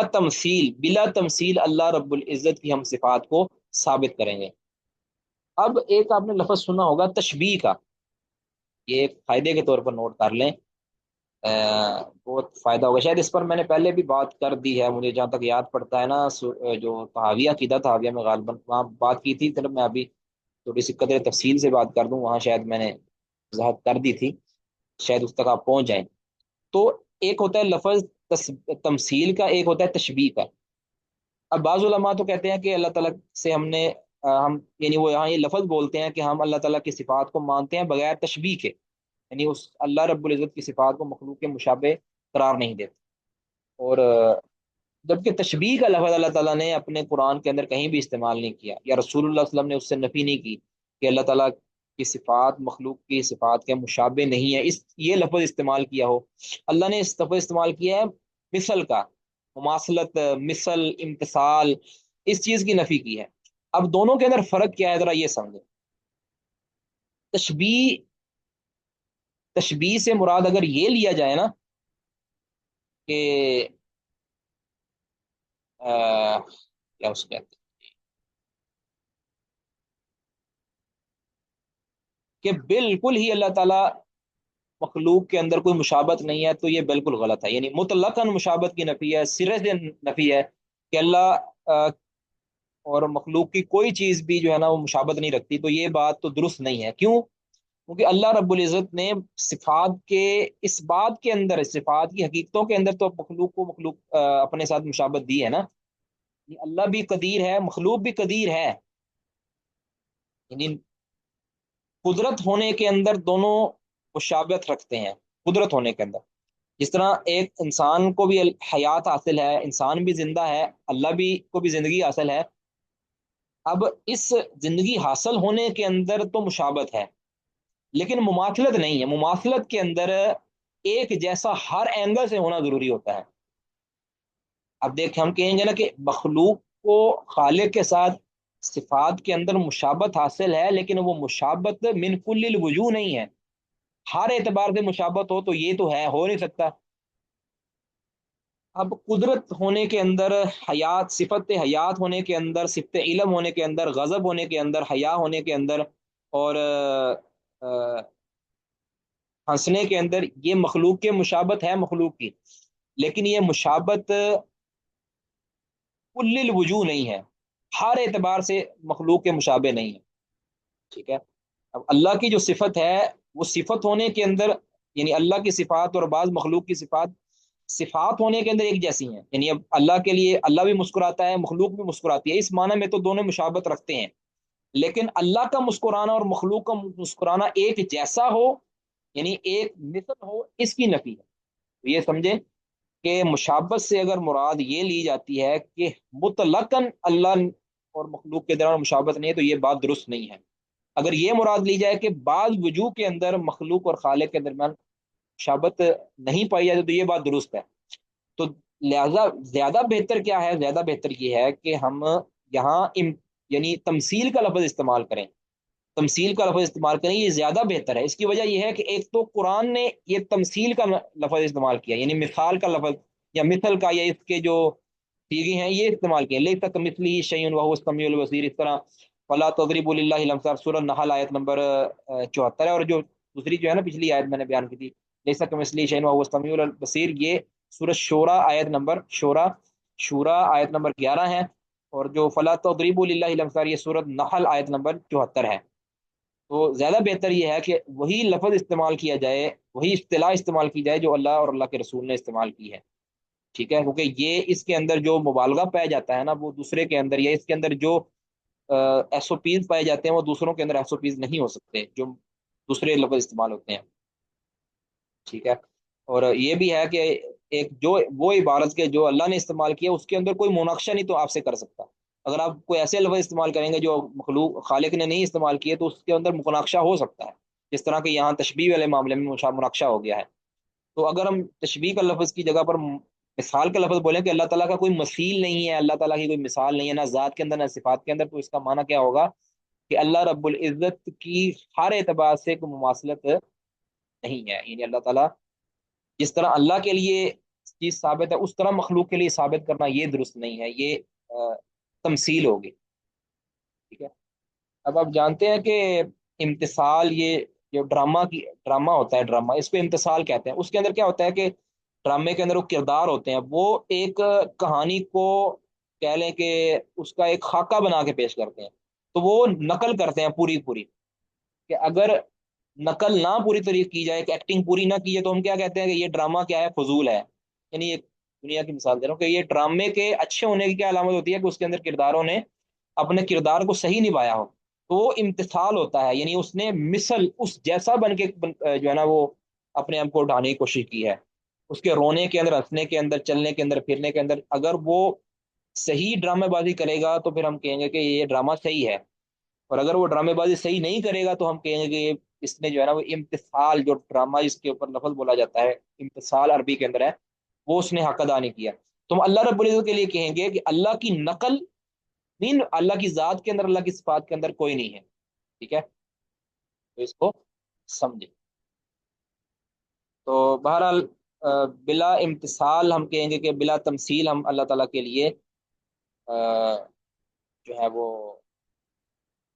اللہ کی صفات کو ثابت کریں گے۔ کسی کا کوئی سوال ہے جی؟ وہ کر سکتے ہیں۔ والتکییف، اب یہ ہو گئے جی، مطلب سمجھ آ گیا اس کا کہ اللہ کی تمثیل کا مطلب کیا ہے؟ دل کے ساتھ یا زبان کے ساتھ؟ دل کے ساتھ کیا مطلب؟ اعتقاد رکھنا، زبان کے ساتھ کیا ہے؟ اظہار کرنا، نہ اقرار نہ اظہار، کسی بھی اعتبار سے ہم اللہ رب العزت کی صفات کو مخلوق کی صفات کے مشابہ نہیں کہیں گے کہ اللہ کی بھی صفت اس طرح ہے جس طرح مخلوق کے۔ ایسا جو ممثل ہوتا ہے یہ کافر ہے، جو اللہ کی صفت کو نینوان مخلوق کے مشابہ کرتا ہے، تو یہ کیا ہے؟ یہ کافر ہے، اہل علم نے اس کی تکفیر کی ہے۔ بد تکییف، اور دوسرا معذور کیا ہے؟ دوسرا ممانت ممنوع کام کیا ہے؟ بد تکییف، تکییف یعنی کیفیت بیان کرنا، تکییف کا مطلب ہے کیفیت بیان کرنا۔ کیفیت کیا ہوتا ہے، اب اس کے اندر فرق میں بیان کروں گا کہ کیفیت اور تمثیل کے اندر فرق کیا ہے، یہ بعد میں بیان کرتا ہوں، پہلے کیفیت کیا ہے یہ سمجھ لیں۔ این یقول بقلبہ و او لسانی، کہ جو زبان سے یا اپنے دل سے، اس کا معنی ہو گیا کہ اعتقاد رکھنا دل کے ساتھ یا زبان پر اس کا اقرار کرنا، یہ کہنا کہ کیفیت صفات اللہ تعالی قضا و قضا، کہ اللہ کی صفات اس طرح ہے، یعنی اللہ تعالیٰ ہنستا ہے تو اس طرح ہنستا ہے، اللہ مسکراتا ہے تو اس طرح مسکراتا ہے، اللہ غصہ کرتا ہے تو اس طرح غصہ کرتا ہے، یا اللہ جو اللہ تعالیٰ کا علوم ہے وہ اس طرح کا ہے، اللہ تعالیٰ عرش پر مستوی ہے، اللہ عرش پر بلند ہے تو اس طرح بلند ہے، یعنی کیفیت اپنی طرف سے بیان کر دینا جو کہ اللہ نے بیان نہیں کی، تو کیفیت بیان کرنا اللہ تعالیٰ کی صفات کی، یہ کیا ہے؟ تکییف ہے، تو یہ محظور ہے، اپنی طرف سے تکییف کرنا یہ جائز نہیں ہے، ٹھیک ہے؟ تو سمجھ آئیے تکییف کیا ہے، کہ ہم برات کا اعلان کرتے ہیں تکییف سے، کیفیت بیان کرنے سے، کہ انسان دل و زبان سے کیا کہے کہ اللہ کی صفات اس طرح ہے، اللہ کی صفات کی کیفیت یہ ہے، تو یہ حرام ہے، ناجائز ہے۔ کیوں؟ کیونکہ یہ اپنی طرف سے اللہ پر کوئی بات کرنے سے کے مترادف ہے، یعنی ایسا دعویٰ کرنا ہے کہ جس پر اللہ تعالیٰ نے کوئی برہان نہیں اتاری۔ اللہ تعالیٰ نے فرمایا نا کہ اللہ تعالیٰ نے جو حرام کاموں کا ذکر کرتے ہوئے نا کہ نبی صلی اللہ علیہ وسلم کو فرمایا سورۃ الاعراف کے اندر 33 نمبر آیت 33، کیا فرمایا کہ قل انما حرم ربی الفواحش ما ظهر منها وما بطن والاثم والبغي بغیر الحق وان تشركوا بالله ما لم ينزل به سلطانا وان تقولوا على الله ما لا تعلمون، اللہ نے جو حرام کام کیے ہیں ان میں سے ایک کیا ہے کہ آپ اللہ رب العزت پر وہ بات کریں کہ جو اللہ نے، جو تم نہیں جانتے، یعنی اللہ کی صفات کی کیفیت ہم نہیں جانتے، اللہ نے جب ہمیں بتائی نہیں ہے تو ہم اپنی طرف سے وہ بات دعویٰ کیسے کر سکتے ہیں؟ اب یہ کہیں کہ اللہ تعالیٰ عرش پر مستوی ہے تو ناؤز باللہ اللہ تعالیٰ بیٹھا ہوا ہے، وہ کیفیت بیان کر دینا، یا اللہ تعالیٰ کھڑا ہے یہ کیفیت بیان، یا اللہ لیٹا ہوا ہے، یا اللہ تعالیٰ کس کیفیت کے اندر، یہ کیفیت اپنی طرف سے بیان کرنا، یہ دراصل اللہ رب العزت کے اوپر ناحق بات کہنا ہے، اپنی طرف سے ایڈیشن کرنا ہے۔ تو جس نے اللہ تعالیٰ کی کسی بھی صفت کی کیفیت بیان کی تو گویا اس نے اللہ تعالیٰ پر ایسی بات کہی کہ جس کا اس کو علم ہی نہیں دیا گیا، کیونکہ اللہ رب العزت نے اپنی صفت کی خبر دی ہے، صفات کی خبر دی ہے کہ اللہ تعالیٰ کی یہ صفت ہے، لیکن اس کی کیفیت کے بارے میں اللہ نے نہیں بتایا۔ اب وہ کیفیت کے بارے میں اللہ نے نہیں بتایا تو اس کو اللہ رب العزت نے ہمارے ایمان کے اوپر چھوڑایا کہ اب تم اس کی کیفیت کے بغیر تم نے ایمان لانا ہے، ٹھیک ہے؟ اب اگر مثال کے طور پر کوئی کہتا ہے نا کہ بھی اللہ تعالیٰ آسمان دنیا پر نزول فرماتا ہے تو کس طرح فرماتا ہے، کوئی پوچھتا ہے، تو پھر یہ دراصل اللہ رب العزت کے متعلق ایسی خبر دینا، ایسی بات پوچھنا کہ جس کی اللہ نے ہمیں بتایا ہی نہیں ہے۔ اصل میں ہم اس کو دنیا داری کے ساتھ ریلیٹ کرتے ہیں نا، کہ ہم دنیا کے اندر ہمیں کسی چیز کی خبر نہیں نہ ہوتی تو ہم اس کے اوپر چم گوئیاں شروع کر دیتے ہیں، ہم اس کے اوپر اپنے جو ہے وہ قیاس اور اپنے اجتہادات، اپنی رائے اور اپنے آئی ڈی اور اپنے جناب تجزیے پیش کر دیتے ہیں، اس کو اینالائز کر دیتے ہیں ان چیزوں کو اپنے رائے کے ساتھ، یہ میرے جو ہے نا وہ میرا ٹیک اس میں یہ ہے، یہ اللہ کے بارے میں یہ نہیں چلے گا۔ اللہ نے جتنی خبر دی ہے اس پر ہم نے اکتفا کرنا ہے، تسلیم و رضا اس پر، جو اللہ نے بتایا اس پر رضا اور خوشنودی کے ساتھ اس پر جو ہے نا سر تسلیم میں خم کر دینا ہے، اور جس کی اللہ نے ہمیں خبر نہیں دی اس کے بارے میں ہم نے خاموشی اختیار کرنی ہے۔ تو اسی طرح اس تکییف کے حرام ہونے پر ایک اور دلیل ہے کہ اللہ تعالیٰ نے فرمایا سورۃ الاعراف آیت نمبر 36 نمبر میں فرمایا کہ ولا تقف ما لیس لک به علم، کہ جس کے بارے میں تجھے علم نہیں ہے اس کا پیچھا مت کرو، یعنی جس چیز کا تمہیں علم ہے ہی نہیں، تمہیں اس کا علم دیا ہی نہیں گیا، اس کا تم پیچھا کرو، اس کے پیچھے چلو، تو یہ دراصل ایسی چیز کو جاننے کا قصد کرنا ہے کہ جس کے بارے میں اللہ تعالیٰ نے تمہیں اپروچ ہی نہیں دی، ٹھیک ہے؟ اس لیے ہم یہ کہیں کہ اللہ تعالیٰ مسکراتا ہے تو کس طرح مسکراتا ہے، یا اللہ کا چہرہ ہے تو کس طرح کا چہرہ، اب یہ کیفیتیں بیان کر دینا یہ اپنی طرف سے ہوگا۔ اللہ نے جب چہرے کا نہیں ذکر کیا کہ اللہ کی چہرے کس طرح کا ہے، اللہ تعالیٰ کا ہاتھ کس طرح کا ہے، اللہ تعالیٰ کی آنکھ کس طرح کی ہے، جب اللہ نے جتنا ہمیں اللہ نے علم دیا اتنا ہم نے ایمان لانا ہے، باقی کیفیتیں اللہ کے سپرد کرتے نہیں ہیں۔ تو گویا تکییف یعنی اللہ کے صفات کی کیفیت بیان کرنا یہ بھی ممتنع اور ممنوع چیز ہے، اور اس پر دو دلیلیں ہم نے پیش کر دی۔ اب سوال ہے کہ تکییف اور تمثیل کے اندر، اب یہاں تک سمجھ آ گئی تکییف کا، کیفیت کا سمجھ آ گیا؟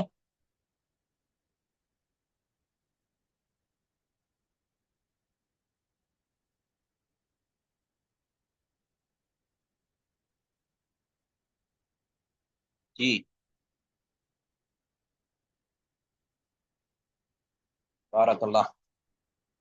फीकुमा। आगे है जी, ये सवाल के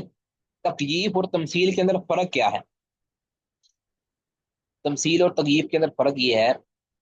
कि तमसील के अंदर हम अल्लाह रब्बुल इज़्ज़त की ज़ात को या अल्लाह की सिफात को किसी शख्सियत, किसी दूसरे के मुमासिल करार देते हैं, यानी उसके अंदर एक सेकंड पर्सन भी होता है। यानी जिस, एक तो है ना अल्लाह रब्बुल इज़्ज़त, और दूसरी कोई साथ उसके मुमासिल करार देते हैं, उसकी उसके साथ हम रिलेट करते हैं। यानी ये कहते हैं कि अल्लाह का हाथ फलां इंसान के हाथ की तरह है, या ये कहते हैं कि अल्लाह रब्बुल इज़्ज़त का चेहरा फलां के चेहरे की तरह है, या अल्लाह की फलां सिफत फलां के तरह है। तो इसमें जो हम मुमासलत, उसके अंदर मुमासिल का होना ज़रूरी है। यानी हम उस सिफत की कैफियत को हम किसी मुमासिल की कैफियत के साथ जो है ना वो रिलेट करते हैं, कि अल्लाह की ये सिफत या अल्लाह की सिफत की ये कैफियत किसी दूसरी शख्सियत की तरह है। इसके अंदर सेकंड यानी शख्सियत का होना उसमें होता है, मिसाल के तमसील के अंदर। लेकिन तकयीफ के अंदर ये नहीं होता। तकयीफ के अंदर होता है अल्लाह की ही सिफत को, अल्लाह ही की सिफत की कोई कैफियत बयान कर देना कि जो कैफियत अल्लाह ने जिक्र नहीं की, या उसका कोई जहन में तस्वुर पैदा कर लेना कि अल्लाह की सिफत इस तरह होगी। ये तस्वुर दिल के अंदर या एतकाद ये दिल के अंदर पैदा करना, ये जो है ना तकयीफ है। ठीक है। तो इस एतबार से आप कह सकते हैं कि हर जो तमसील है ना, हर तमसील ये कैफियत होती है, लेकिन हर कैफियत ये तमसील नहीं होती। क्योंकि तमसील के अंदर तो हम अल्लाह की उस सिफत को किसी के मुशाबे करार देकर जो है ना एक कैफियत बयान कर रहे होते हैं कि अल्लाह की सिफत इस तरह की है। अब उस कैफियत अल्लाह ताला की सिफत की बयान कर रहे हैं, किस तरह की है, उस फलां शख्स की सिफत की तरह की है। तो ये हम एक तो रिलेट कर रहे हैं दूसरे के साथ, और एक कैफियत बयान कर रहे हैं। लेकिन महज कैफियत के अंदर रिलेट करना नहीं होता, बल्कि अल्लाह ताला की सिफत को अल्लाह की सिफत करार देकर अब आगे उसकी आगे इजाफी अपने तरफ से एडिशन उसकी कैफियत की सूरत के अंदर की जाती है कि अल्लाह की सिफत इस तरह की है। ठीक है। अब जिससे मिसाल के तौर पर कोई आपसे पूछे कि आपके बेटे के बाल किस तरह के हैं, आपके बेटे के बाल किस तरह के हैं? तो आप क्या कहेंगे? या दो सूरतें, आप कहेंगे कि मेरे बेटे के बाल गोल्डन हैं या मेरे बेटे के बाल ब्लैक हैं। एक ये आपने अपने बेटे के बाल की कैफियत बयान की है। एक अगर आप ये कहें कि मेरे बेटे के बाल जो है ना वो तुम्हारे छोटे बेटे की तरह हैं। अब कैफियत इसमें भी बयान हुई है, लेकिन इसमें रिलेट करके कैफियत बयान हुई है कि अब मैंने अपने बेटे की कैफियत आपके बेटे छोटे बेटे के साथ कर दी है। यानी आपके छोटे बेटे के साथ जवाब के अंदर कहा गया कि आपका छोटा बेटा जिस तरह के बाल रखता है ना, अब उसके अंदर कैफियत है, बालों की कैफियत भी बयान की जा रही है और उसको रिलेट भी किया जा रहा है। अल्लाह रब्बुल इज्जत को ये कहना कि अल्लाह की सिफत नाउज बिल्ला फुलां इंसान की तरह है, तो एक तो इसमें कैफियत भी हो गई अल्लाह की सिफत की, दूसरी अल्लाह की सिफत को रिलेट भी कर दिया है। ठीक है। और जबकि महज कैफियत के अंदर ये कहना कि अल्लाह ताला की सिफत इस तरह की है, तो ये कैफियत है। इसकी समझ आ गई जी आप? अल्लाह की जो तमसील होती है, हर तमसील तकयीफ होती है, लेकिन हर तकयीफ जो है वो तमसील नहीं होती। ये एक समझ जाए।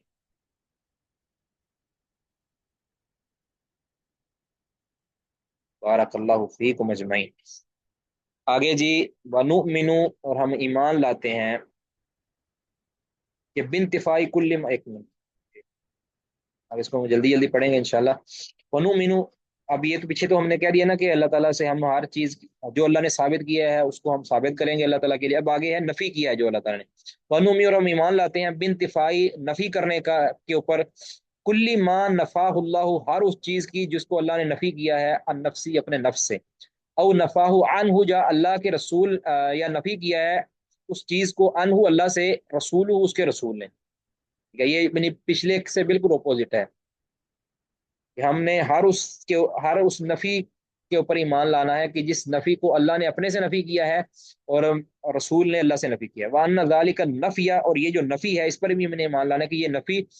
یتضمن اثباتا لکمال ضدی، یہ ایک اثبات کو متضمن ہے لکمال ضدی، کیونکہ اس نفی کے ضد کے کمال کی وجہ سے، ٹھیک ہے، اس نفی کے کمال کے ضد کے کمال کی وجہ سے، جس طرح میں نے پہلے عرض کیا کہ اللہ تعالیٰ نے اپنے سے ظلم کو نفی کیا ہے، تو ظلم کی جو ایک تو ظلم کی ہم نے نفی کر دینی ہے، اور اس کے ساتھ ہم نے اس کے اندر اس بات بھی کرنا ہے، ایک چیز کا اس بات بھی کرنا ہے کہ ظلم کی نفی ہے، اس کے ساتھ ہم نے عدل کا اس بات کرنا ہے، کیونکہ اللہ رب العزت نے ظلم کی جو ضد ہے اس کی اپنے لیے کمال کا اس بات کیا ہے، تو ظلم کا ضد عدل تھا، تو عدل کے کمال کا اس بات اللہ تعالیٰ کے لیے ہے، تو لہذا ہم نے محض نفی نہیں کرنی بلکہ نفی کی ضد کے لیے، نفی کی ضد بھی ہم نے اللہ کے لیے ثابت کر دینی ہے، تو یہ مطلب یہ ہوگا کہ ہم اللہ رب العزت سے ہر اس چیز کی نفی کر دیں گے جس کی اللہ نے اپنے سے نفی کی ہے، اور اس کے کمال کو اور اس کی ضد کو کمال کے ساتھ اللہ کے لیے ثابت بھی کر دیں گے، تو یہ بات آپ کو پہلے سمجھا دی گئی ہے تفصیل کے ساتھ۔ اگلی جو بڑی اہم بات انہوں نے کی ہے جس پر ہم پہلے روشنی ڈال چکے ہیں کہ وہ نسکت، اور ہم خاموشی اختیار کریں گے، اما سکت اللہ عنہ، اس چیز سے جس پر اللہ نے خاموشی اختیار کیا، وہ رسول اور اس کے رسول نے خاموشی اختیار کی، یعنی جس چیز کے متعلق اللہ نے اپنے بارے میں کوئی بات نہیں نہ کی، ہم اللہ کے بارے میں وہ بات نہیں کریں گے، یا اللہ کے رسول نے اللہ کے بارے میں کوئی بات نہیں کی، تو ہم اللہ تعالیٰ کے بارے میں نہ نفی کے اندر نہ اس بات کے اندر، یہ یاد رکھیں، یعنی اللہ نے جس چیز کے اپنے سے نفی نہیں کی تو ہم یہ نہیں کہیں گے کہ اپنی طرح سے کہتے ہیں اللہ یہ بھی نہیں کرتا، اللہ یہ بھی نہیں کرتا، اللہ یہ نہیں، ہم نہیں کہیں گے، یا اللہ تعالیٰ کی ذات کے متعلق کوئی ایسی چیز ہے کہ جس کی اللہ نے اپنے سے نہ نفی کی ہے نہ اس بات، یعنی خاموشی اختیار کی ہے، اس کے اندر یعنی کوئی خبر نہیں ہے، نہ نفی کی صورت میں نہ اس بات کی صورت میں، ہم میں خاموشی اختیار کریں گے، سکوت اختیار کریں گے کہ ہم اس پر بات ہی نہیں کر سکتے، اگر ہم نفی میں بات کریں گے تو ہو سکتا ہے کہ وہ اس بات میں ہو اللہ تعالیٰ نے ہمیں بتایا نہ ہو، اور اگر ہم اس بات میں بات کرتے ہیں تو ہو سکتا ہے وہ نفی میں اللہ نے ہمیں بتایا نہ ہو، تو اس لیے دونوں صورتوں کے اندر ہم نقصان کے اندر ہیں، ہمارے لیے کیا ضروری ہے کہ جتنی ہمیں اللہ نے بتایا ہے، اب اللہ نے ہمیں اپنا سارا علم تھوڑی دے دیا ہے، اللہ نے ہمیں اپنے متعلق جو علم دیا ہے وہ سارا تو نہیں دیا نا، اللہ نے اپنے متعلق ہمیں ساری صفات نہیں بتائی، جتنی بتائی ہیں، جتنی کی نفی کی ہے اتنے پر ہم اتفاق کریں گے، باقی کا علم اللہ کے سپرد کر دیں گے، کہ اللہ کے رسول بھی اس طرح کرتے تھے، صحابہ بھی اس طرح کرتے تھے، تابعین بھی اس طرح کرتے تھے، اس اعتبار سے اگر کوئی کہتا ہے کہ اللہ رب العزت کیا جسم ہے، یا اللہ تعالیٰ کوئی محیط چیز ہے، تو ہم کہیں گے کہ ہمیں اس بارے میں کوئی خبر نہیں، ہم اللہ کے لیے ہم اگر کہیں گے اللہ جسم ہے، تب ہم کہیں گے کہ ہم نے ایسی بات کی ہے کہ جس پر ہمارے پاس کوئی دلیل نہیں ہے، اگر ہم کہیں کہ اللہ کے لیے جسم نہیں ہے، مطلقاً جسم نہیں ہے، تو ہم کیا کہیں گے، اللہ تعالیٰ کے لیے ہم ایسی چیز کی نفی کر دیں گے جس کے اوپر اللہ نے ہم پر کوئی دلیل نہیں پیش کی، ہاں اتنا ضرور کریں گے کہ اس معنی کے اندر اللہ تعالیٰ کے لیے جسم ہم اس بات کریں گے، اس معنی میں نہیں کریں گے کہ ناؤز باللہ اللہ کا جسم اسی طرح ہے کہ جس طرح مخلوق کا جسم ہے، جس کے اندر گوشت ہوتا ہے، ہڈیاں ہوتی ہیں، اور اس کے اندر ماंس ہوتا ہے، اس معنی کے اندر ہم اللہ تعالیٰ کے لیے یہ ثابت نہیں کریں گے، اور اس معنی کے لیے اس معنی میں ہم اللہ تعالیٰ سے جسم کی نفی بھی نہیں کریں گے کہ مطلقاً اللہ رب العزت کا جسم نہیں ہے، بالکل نفی بھی نہیں کریں گے اور اس بات بھی نہیں کریں گے، بلکہ کیا کریں گے، خاموشی اختیار کریں گے، ہاں اس معنی کے اندر تو اس بات ہے کہ جس طرح مخلوق کی صفات موجود ہیں، اللہ کی بھی صفات ہے، یعنی اللہ کے ذات ہونے کے اندر اگر کوئی جسم بمانا ذات لیتا ہے تو اس معنی میں تم ثابت کریں گے کہ اللہ کے لیے ذات ہے، ٹھیک ہے، اگر کوئی جسم کی نفی کرنے سے یا جسم کے بارے میں خاموشی اختیار کرنے سے یہ مراد لیتا کہ اللہ سے ذات کی بھی کوئی نعوذ باللہ اللہ عدم ہے، اللہ تعالیٰ کی کوئی ذات نہیں ہے، اللہ تعالیٰ کوئی ہوائی چیز ہے نعوذ باللہ من ذالک، تو اس معنی میں ہم یہ نہیں کہیں گے کہ اللہ تعالیٰ کے لیے جسم نہیں ہے، بہرحال اس میں بات وہی ہے کہ جب اللہ نے خاموشی اختیار کی، اللہ کے رسول نے کیا اور ہمارے اسلاف نے کیا، تو ہمارے لیے اسی کے اندر عافیت ہے کہ ہم جو ہے اسی میں خاموشی اختیار کریں کہ اللہ تعالیٰ کے لیے نہ کوئی ایسی چیز کا اس بات کریں کہ جس کے بارے میں اللہ نے کوئی بات نہیں کی، نہ اس بات کی نہ نفی کی ہے، نہ ایسی چیز کی نفی کریں کہ جس کے بارے میں، ہاں جس بارے میں اللہ نے اس بات کیا ہے اس کی ہم نفی نہیں کر سکتے، اور جس کے بارے میں نفی کی ہے اس کا اس بات نہیں کر سکتے، اور جس بارے میں خاموشی اختیار کی ہے اس کی نہ اس بات کر سکتے ہیں نہ اس کی نفی کر سکتے ہیں۔ تو یہ ایک عمومی قاعدہ ہے. آپ کو کوئی کہتا ہے نا کہ اللہ تعالیٰ ایسا ہے، اس کو کوئی مجھے نہیں پتا. اگر تو اللہ نے اس بات کیا ہے تو میں اس بات کروں گا، اگر اللہ نے نفی کیا ہے تو میں نفی کروں گا. اگر میری سمجھ میں یہ چیز نہیں آتی، پھر ہم اپنی سمجھ کا علاج کروائیں گے نا. ہم کہیں گے کہ بھائی ہماری سمجھیں چھوٹی ہیں. اب یہ جو ظالم لوگ کہتے ہیں کہ ٹی وی پر بھی بڑا یہ ہنگامہ چلا تھا، یعنی یہ اہل کلام ہے نا جو ہر بات کو عقل سے سمجھنے کی کوشش کرتے ہیں. کہتے ہیں جی اگر ہم یہ کہیں کہ اللہ تعالیٰ عرش پر ہے، عرش پر ہے، تو پھر یہ لازم ہے یہ اللہ، یا اللہ بڑا ہے یا عرش بڑا ہے. اگر اللہ عرش پر ہے تو پھر عرش بڑا، آ, یعنی اللہ بڑا نہ ہوا. تو اگر اللہ عرش پر اور عرش بڑا ہے تو پھر اللہ بڑا نہ ہوا. ٹھیک ہے، یعنی اس طرح کی باتیں کرتے ہیں کہ پھر اس کی مثال بیان کرتے ہیں. یہ دیکھو یہ میرے ہاتھ میں یہ چیز ہے، اگر ہم کہیں گے یہ اس کے اوپر ہے تو پھر اس کا مطلب ہے کہ یہ، اگر اللہ بڑا ہے عرش سے تو پھر اللہ عرش پر نہ ہوا کہتے ہیں. اگر اللہ عرش پر ہے تو پھر اللہ بڑا نہ ہوا. یہ اس طرح کی نعوذ باللہ. تو ہم اس بارے میں کیا کہیں گے کہ اللہ کی کیفیت کے بارے میں ہم سکوت کریں گے. اللہ نے جب بتایا ہی نہیں تو پھر ہم کیوں بات کریں. تو یہ ایک بڑی عافیت کا راستہ ہے، یہ تسلیم و رضا کا راستہ ہے. یہی تو فرق ہے صحابہ کے اندر اور ہمارے اندر، کہ صحابہ کو بھی یہ ساری چیزیں سامنے اللہ کے رسول بیان کر رہے تھے. صحابہ نے جتنی بتایا گیا ہے اس پر اکتفا کیا، کیونکہ صحابہ کو علم تھا کہ اللہ کے رسول یہ اپنی طرف سے نہیں بیان کر رہے. اللہ کے رسول وہی بات کر رہے ہیں کہ جو اللہ تعالیٰ نے وہی کی ہے آپ پر. اور صحابہ کرام کو منع کر دیا گیا تھا کہ آپ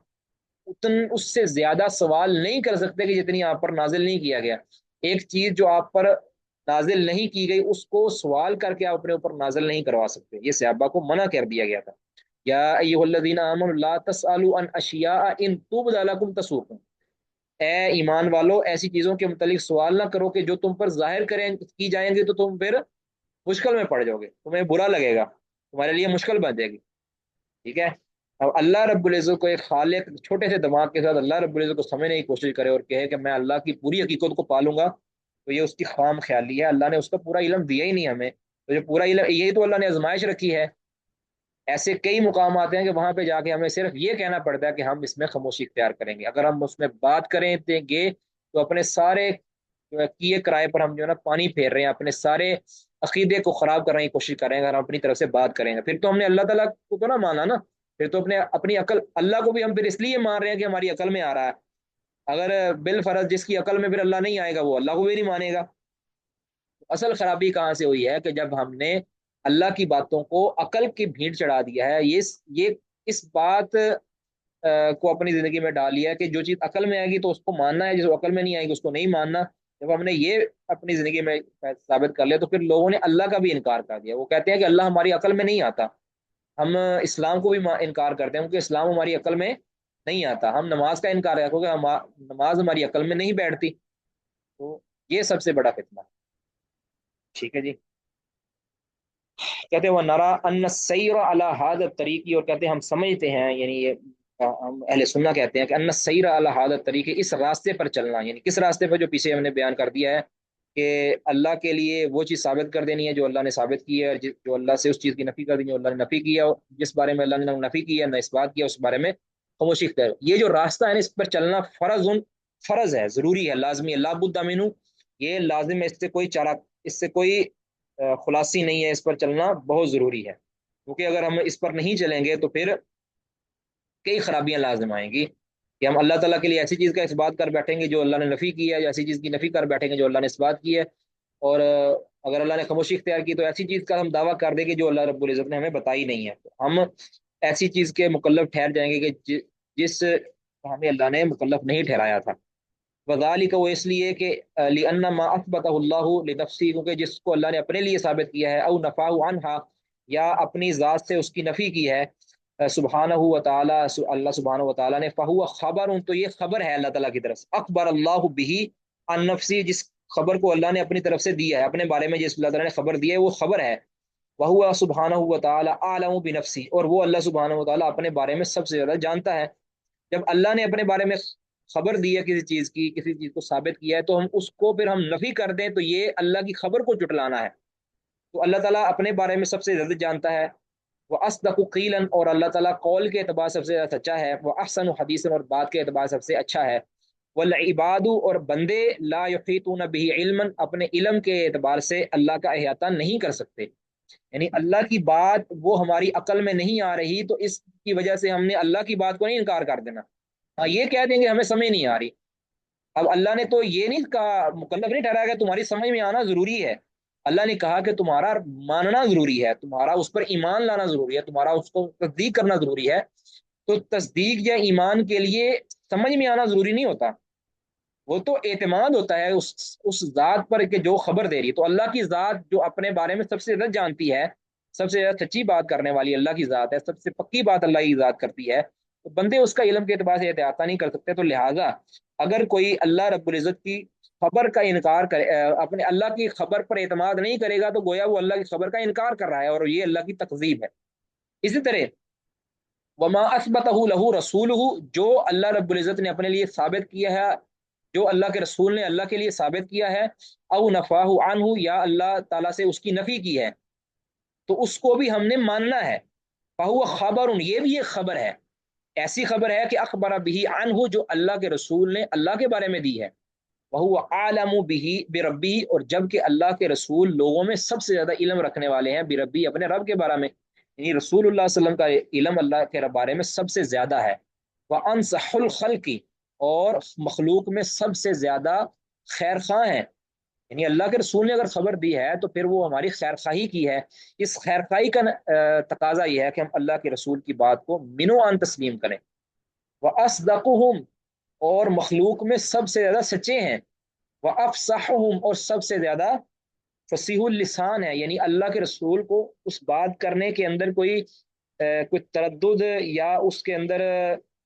کوئی ایسا ہوا ہو کہ اللہ کے رسول اپنی بات کو، اپنی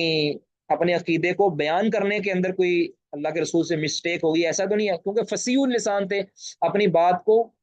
جچے دلے الفاظ کے اندر بیان کرنا جانتے تھے۔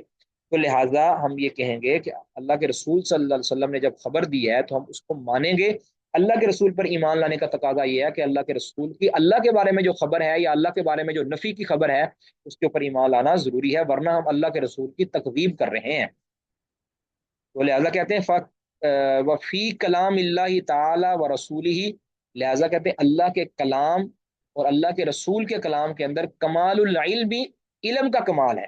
وہ صدقی اور صدق کا کمال ہے، بل بیانی اور فصاحت اور وضاحت کا کمال ہے، ٹھیک ہے، یعنی اللہ تعالیٰ کے جو علم ہے، اللہ کے رسول کی جو بات ہے اس کے اندر علم بھی کمال کا پایا جاتا ہے کہ اس سے بڑھ کر کوئی علم نہیں لا سکتا، اس کے اندر سچائی بھی کمال کیا کہ اس سے بڑا سچا کوئی ہو نہیں سکتا، اور اس کے اندر فصاحت اور وضاحت بھی ایسی ہے کہ اس سے زیادہ وضاحت کوئی کر ہی نہیں سکتا تھا۔ اگر کوئی آج اللہ کے اور اللہ کے رسول سے بڑھ کر کوئی فصاحت اور بلاغت اور عقل اور شعور اور کلام اور رائے کے ساتھ بات کرنا چاہے تو ہم کہیں گے کہ غلط،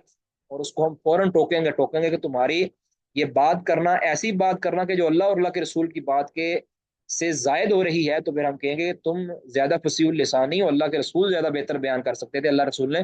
بہتر بیان کر دیا، جتنا بیان کرنا بنتا تھا، جتنا بیان کیا جا سکتا تھا، اللہ اور اللہ کے رسول نے بیان کر دیا ہے۔ تو لہٰذا اللہ کے رسول، اللہ تعالیٰ اور اللہ کا رسول کمال علم والے ہیں، کمال سچائی والے ہیں، اور کمال وضاحت والے ہیں، تو لہٰذا فلا عذر فی ردہ، لہٰذا اس خبر کو رد کرنے کے اندر کوئی عذر نہیں کسی کے پاس۔ ابھی ترددی ابھی ترددی، یا اس کے اندر تردد، ابھی تردد فی قبولی، یا اس کو قبول کرنے کے اندر کوئی شک و شبہ، کوئی تردد، اس کی کوئی گنجائش نہیں ہے۔ یہ بڑا اہم قاعدہ ہے کہ جو اللہ نے بتا دیا ہے، جو اللہ کے رسول نے بتا دیا ہے، اب دونوں ہستیاں، خالق مطلقاً سب سے زیادہ علم والا ہے اور مطلقاً سب سے زیادہ سچا ہے، مطلقاً سب سے زیادہ وضاحت کرنے والا ہے، اور محمد رسول اللہ مخلوق میں سب سے زیادہ سچے ہیں، مخلوق میں سب سے زیادہ کمال بات کرنے والے ہیں، مخلوق میں سب سے زیادہ علم والے ہیں اللہ کے بارے میں۔ تو یہ قاعدہ ہے، جن کے علم سب سے زیادہ ہے ان کی بات پر اعتماد کرنا ضروری ہے، اور اسی پر بھروسہ کرنا اور اسی کا اتباع کرنا ہمارے لیے فائدہ مند ہے، ہر اعتبار سے، دنیا کے اعتبار سے بھی، آخرت کے اعتبار۔ اگر ہم ان سے بڑھنے کی کوشش کریں گے تو ہم محظورات میں پڑ جائیں گے، ہم ایسی چیزوں میں پڑ جائیں گے کہ ہمارے لیے پھر واپس آنا بہت مشکل ہو جائے گا، ٹھیک ہے۔ تو جن کا منہج یہ ہے کہ ہم اللہ اور اللہ کے رسول کی بات پر اکتفا کریں گے وہ بچ جاتے ہیں، ٹھیک ہے؟ تو جو لوگ اللہ اور اللہ کے رسول کی بات پر اکتفا نہیں کرتے بلکہ لوگوں کے واہ واہ لینے کے لیے اپنی عقل کے گھوڑے دوڑاتے ہیں، وہ پھر صحیح بات بھی غلط طریقے سے کرتے ہیں، صحیح بات بھی غلط۔ اس لیے میں کہتا ہوں کہ اگر کوئی گمراہ ہے نا، یعنی جس کا منہج ہی خراب ہے، یہ مت دیکھا جائے کہ اس نے بڑی صحیح بات کی ہے۔ اب کوئی کہتے ہیں نا جی فلاں جی، جس کو لوگ گمراہ کہتے ہیں، یہ وہ توحید کی بڑی بات کرتا ہے، وہ سنت کی بڑی بات کرتا ہے، اس نے دیکھو جی رفع الیدین کی بات کی ہے، اس نے جی آمین بالجہر کی بات کی ہے، اس نے جی، ہم کہیں گے اس پر خوش نہ ہو، اس نے وہ جو بات کی ہے وہ اس کے غلط منہج کے اوپر صحیح بات ہو گئی ہے، اس نے اپنے غلط منہج کی وجہ سے صحیح بات کر دی ہے۔ یعنی ایک شخص کا منہج غلط ہے، اس کے منہج کے غلط ہونے کے اوپر پھر کچھ صحیح باتیں بھی ہوتی ہیں، یعنی اس کے ایک بندے کی بنیاد قرآن اور سنت ہے، اور ایک بندے کی بنیاد عقل ہے۔ اب ایک بندہ عقل کی بنیاد پر ایک ایسی بات ثابت کر دیتا ہے کہ جو قرآن و سنت کے اندر ہے، تو اس کا یہ مطلب قطع نہیں ہے کہ اس نے قرآن و سنت پر عمل کیا، اس نے اپنی عقل پر ہی عمل کیا ہے، لیکن قدرتاً اس کی عقل نے جو ہے نا وہ صحیح کام کر دیا، اور وہ قرآن و سنت والی بات ہوگی۔ اب پکڑ اس کو اس پر بھی ہوگی، یاد رکھیں، اس نے چوں، اب ایک وہ بندہ ہے کہ جس نے قرآن و سنت پر عمل کیا لیکن اس کو سمجھنے کے اندر غلطی لگی اور اس کا نتیجہ غلط مرتب ہو گیا، اب اس کے اندر اس کو پکڑ نہیں ہے۔ یہ بڑا اہم نقطہ ہے، اس کو اگر وہ سمجھ لے تو اس کے 14 طبق روشن ہو جائیں۔ ایک وہ بندہ جس کا منہج اور عقیدہ صحیح ہے، دوبارہ، ایک وہ بندہ جس کا منہج اور عقیدہ صحیح ہے، اس کے دلائل بالکل صحیح ہیں، لیکن اب اس کو اپنی تحقیق کے اندر غلطی لگی، جس کے نتیجے میں اس نے کوئی ایسی تحقیق پیش کر دی کہ جو تحقیق قرآن و سنت کی روشنی میں صحیح نہیں ہے۔ اب چونکہ اس نے صحیح طریقے سے اس سے غلط بات ہو گئی، یعنی اس نے جان بوجھ کے نہیں کیا، صحیح طریقہ اس نے اختیار کیا جو قرآن و سنت کا اللہ اور اللہ کے رسول نے بتایا تھا، اس نے طریقہ صحیح اختیار کیا، لیکن اس طریقے کے نتیجہ کے اندر اس سے کوئی غلطی ہو گئی، اس کی اپنی کمی کی وجہ سے، یعنی کمی جان بوجھ کے اس نے کمی نہیں چھوڑی، اس نے کوشش پوری کیا لیکن اجتہاد کے اندر خطا ہو گئی، تو اس کے اوپر نتیجہ غلط مرتب ہو گیا، تو اس کے اوپر اس کو ایک اجر ملے گا۔ اس کے مقابلے کے اندر ایک وہ بندہ ہے کہ جس نے طریقہ غلط استعمال کیا لیکن نتیجہ صحیح نکال لیا، تو وہ ہر صورت کے اندر مجرم ہے۔ اگر اس نے طریقہ غلط، ایک بندہ کہتا ہے کہ میں نماز کو جو ہے نا وہ عقل سے ثابت کروں گا، میں قرآن کی طرف نہیں دیکھوں گا، حدیث کی طرف نہیں دیکھوں گا، میں کہوں سوچوں گا کہ کیا نماز پڑھنی چاہیے یا نہیں پڑھنی چاہیے، یا کتنی پڑھنی چاہیے، یا کس طرح پڑھنی چاہیے، کہتا ہے میں عقل سے ثابت کروں گا، یا میں اپنے امام کے قول سے ثابت کروں۔ اگر وہ امام کے قول سے یا اپنی عقل سے صحیح نتیجہ نکال لیتا ہے، تب بھی اس کا وہ نتیجہ نکالنا اس کے لیے گناہ ہے، کیونکہ اس نے طریقہ غلط استعمال کیا ہے اس اعتبار سے۔ اور اگر وہ اس عقل کو استعمال کر کے نتیجہ غلط مرتب کرتا ہے تو اس کو گناہ ہوگا ہی ہوگا، اگر وہ طریقہ غلط استعمال کر کے صحیح نتیجہ نکالتا ہے اس کو گناہ پھر بھی ہوگا۔ ٹھیک ہے، یہ فرق ہے صحیح منہج اور غلط منہج کے اندر۔ اس لیے ہم کہتے ہیں کہ یہ جتنے بھی گمراہ ہیں، جتنے بھی گمراہ ہیں، اگر انہوں نے کوئی اچھا کام کیا بھی ہے تب بھی ان کی تحسین نہیں کرنی، کیونکہ انہوں نے وہ صحیح جو کام کیا ہے وہ بھی غلط طریقے سے کیا ہے، اس کے غلط طریقے کی بھی ترویج ہوتی ہے اس سے۔ اور اس کے مقابلے کے اندر اگر کوئی صحیح بندہ ہے جو اہل سنہ والا ہے، صحیح عقیدے والا ہے، اگر اس سے کوئی غلطی ہو بھی گئی ہے تو اس پر اس کی پکڑ نہیں ہوگی، اس پر اس کو برا بلا نہیں کہا جائے گا، کیونکہ اس کو مجتہد تھا، اس نے صحیح طریقہ استعمال کیا، لیکن اس صحیح طریقے کے اندر بس اوقات انسان اس کو صحیح نہیں کر پاتا اپنی کمی کی وجہ سے، اپنے علم کی کمی کی وجہ سے، یا بسا اوقات انسان جو ہے وہ اس نتیجے پر صحیح مرتب نہیں کر پاتا اپنے آپ کو، تو اس نے اس کے اندر اس کا قصد بھی برا نہیں ہے، اس کا طریقہ بھی برا نہیں ہے، تو نتیجہ غلط مرتب ہو گیا، اللہ رب العزت کی ہاں وہ پکڑ اس کی نہیں ہوگی، تو اس کا طریقہ صحیح ہے، بس یہ فرق ہے۔ اب غلطیاں صحابہ سے بھی ہوئی ہیں، صحابہ سے غلطیاں جو ہوئی ہیں وہ، یعنی علمی غلطیاں جو ہیں وہ صحابہ سے بھی ہوئی ہیں، لیکن وہ غلطیوں کا جو طریقہ تھا وہ غلط نہیں تھا، ان کا پیچھے مقصد اللہ اور اللہ کے رسول کی بات کو فالو کرنا ہی تھا، جس کے نتیجہ کے اندر اب دیکھیں سیدنا عبداللہ بن مسعود رضی اللہ تعالیٰ عنہ، وہ تسبیح کر لیا کرتے تھے، یعنی رکوع کے اندر دونوں ہاتھوں کو ملا کر اپنے گھٹنوں کے درمیان رکھ لیا کرتے تھے۔ اب یہ سارے صحابہ کے خلاف ہے یہ منہج، ٹھیک ہے، سارے صحابہ کے خلاف ہے۔ اس طرح ابو طلحہ رضی اللہ تعالیٰ وہ کہتے تھے کہ اولے کھانے سے روزہ نہیں ٹوٹتا، اب اس کے اندر ان کا ایک طریقہ کار غلط نہیں ہے، ان کو نتیجہ غلط مرتب ہو گیا۔ اب یہی بات اگر کوئی آج کا گمراہ کرے گا تو ہم کہیں گے کہ اس کی پکڑ ہے، اس کی یہ بات، اب وہ اس پر یہ نہ پیش کرے کہ ابو طلحہ انصاری نے تو بھی یہی کام کیا تھا، ہم کہیں گے ابو طلحہ انصاری نے جو کام کیا تھا اس کے پیچھے ان کے منج کی خرابی نہیں تھی، تمہارے منج کی خرابی ہے، تم صحیح بات بھی کرو گے تو ہم اس کے اوپر رد کریں گے، تمہارا صحیح بات کرنا غلط منج کی وجہ سے بھی غلط ہے، ٹھیک ہے، کیونکہ تم نے جو اصل چیز ہے تم نے فالو اس منج کو نہیں کیا، تم نے اس کتاب و سنت کو فالو نہیں کیا، تم نے اپنے اس عقل یا تمہارے اپنے اس اصول کو فالو کیا ہے، تمہارے اس اصول کو فالو کرنے سے پھر قطع نظر کہ اس سے صحیح نتیجہ نکلے یا اس سے غلط نتیجہ نکلے، سمجھ آ گئی جی؟ تو بہرحال اس میں جو ہے نا ہم یہی کہیں گے کہ اولا اور درست بات یہ ہے کہ جس چیز کے اندر سلف نے کلام نہیں کیا، ہمارے صحابہ نے کلام نہیں کیا، اس کے بارے میں ہم کلام نہیں کریں گے، اور جتنا کلام کیا ہے، جس طرح کلام کیا اسی کے اندر ہم رہیں گے، کیونکہ ان کا علم، وہ علم کے اندر اسلم بھی تھے، احسن بھی تھے، احکم بھی تھے، اعلم بھی تھے، یہ صحابہ کرام، تابعین، یہ عالم بھی تھے، سب سے زیادہ علم والے بھی تھے، احکم بھی تھے، ان کا علم سب سے زیادہ مضبوط تھا، اسلم بھی تھے، ان کا راستہ سب سے زیادہ سلامتی والا تھا، اور احسن بھی تھے اور ان کا راستہ سب سے زیادہ عمدہ تھا، یہ چار صفات پائی جاتی ہیں سلف کے علم کے، سلف کے منہج کے اندر، یہ چار صفات پائی جاتی ہیں کہ عالم تھے، اسلم تھے، احکم تھے، اور احسن تھے، یہ چار صفات جو خلف بعد میں آنے والے لوگ ہیں ان کے اندر یہ چیزیں نہیں پائی جاتی، تو اسی پر اگر کوئی اکتفا کر لے تو انشاءاللہ اس کو اللہ رب العزت کے متعلق بد عقیدگی کا اظہار کرنے کا موقع نہیں ملے گا انشاءاللہ، اگر بالفرض کوئی اجتہاداً کسی سے خطا ہو بھی جاتی ہے، جیسا کہ بعض اہل علم، بڑے کبار اہل علم سے بعض مسائل کے اندر خطا ہوئی ہے، تو وہ قابل مواخذہ نہیں ہے، کیونکہ ان کا منہج صحیح تھا، ان کی فکر صحیح تھی، ان کا عقیدہ صحیح تھا، ان کی خطا اجتہادی ہوگی، اور جو گمراہ ہوتا اس کی خطا قصدی ہوگی، اس کی اجتہادی نہیں ہوگی، بلکہ اس کا تو طریقہ ہی غلط ہے نا، تو یہ سمجھ لیا جائے، تو اس بنیاد پر کوئی یہ کہے نا کہ جی مودودی صاحب کو تم غلط کہتے ہو تو یہی غلطیاں تو فلانے نے بھی کی ہیں، اور ہم کہیں گے کہ عقل کے مارے مودودی صاحب کی جو فکر تھی وہ غلط تھی، وہ طریقہ غلط تھا، اس طرح تم جو ڈاکٹر اسرار کو غلط کہتے ہو، یہ جو غلطیاں اس نے کی ہیں یہی بات تو اس نے بھی کی ہے، پھر اس نے وہ جو بات اگر کی بھی ہے نا تو وہ بات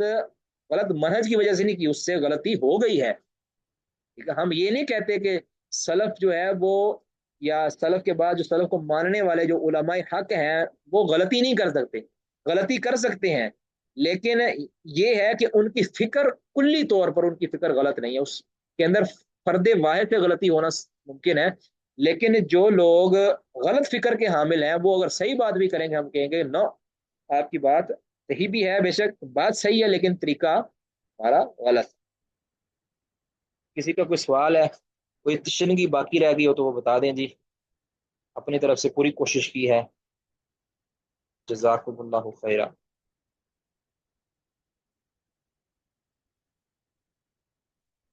تو اب جو ایمان باللہ کی جو تفصیل جو ہے نا ہماری یہ مکمل ہو گیا، آگے ہم ایمان بالملائکہ انشاءاللہ ہم کل شروع کریں گے، اور اللہ تعالیٰ کی صفات کے حوالے سے، بلکہ نہیں ابھی ہے کچھ،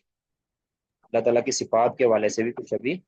باقی ہے، تو انشاءاللہ وہ ہم کل کریں گے، بارک اللہ فیکم اجمعین، جی سبحانک اللہ و بحمدک، اشہد ان لا الہ الا انت، استغفرک و اتوب الیک، السلام علیکم ورحمۃ اللہ وبرکاتہ۔ وعلیکم السلام ورحمۃ اللہ۔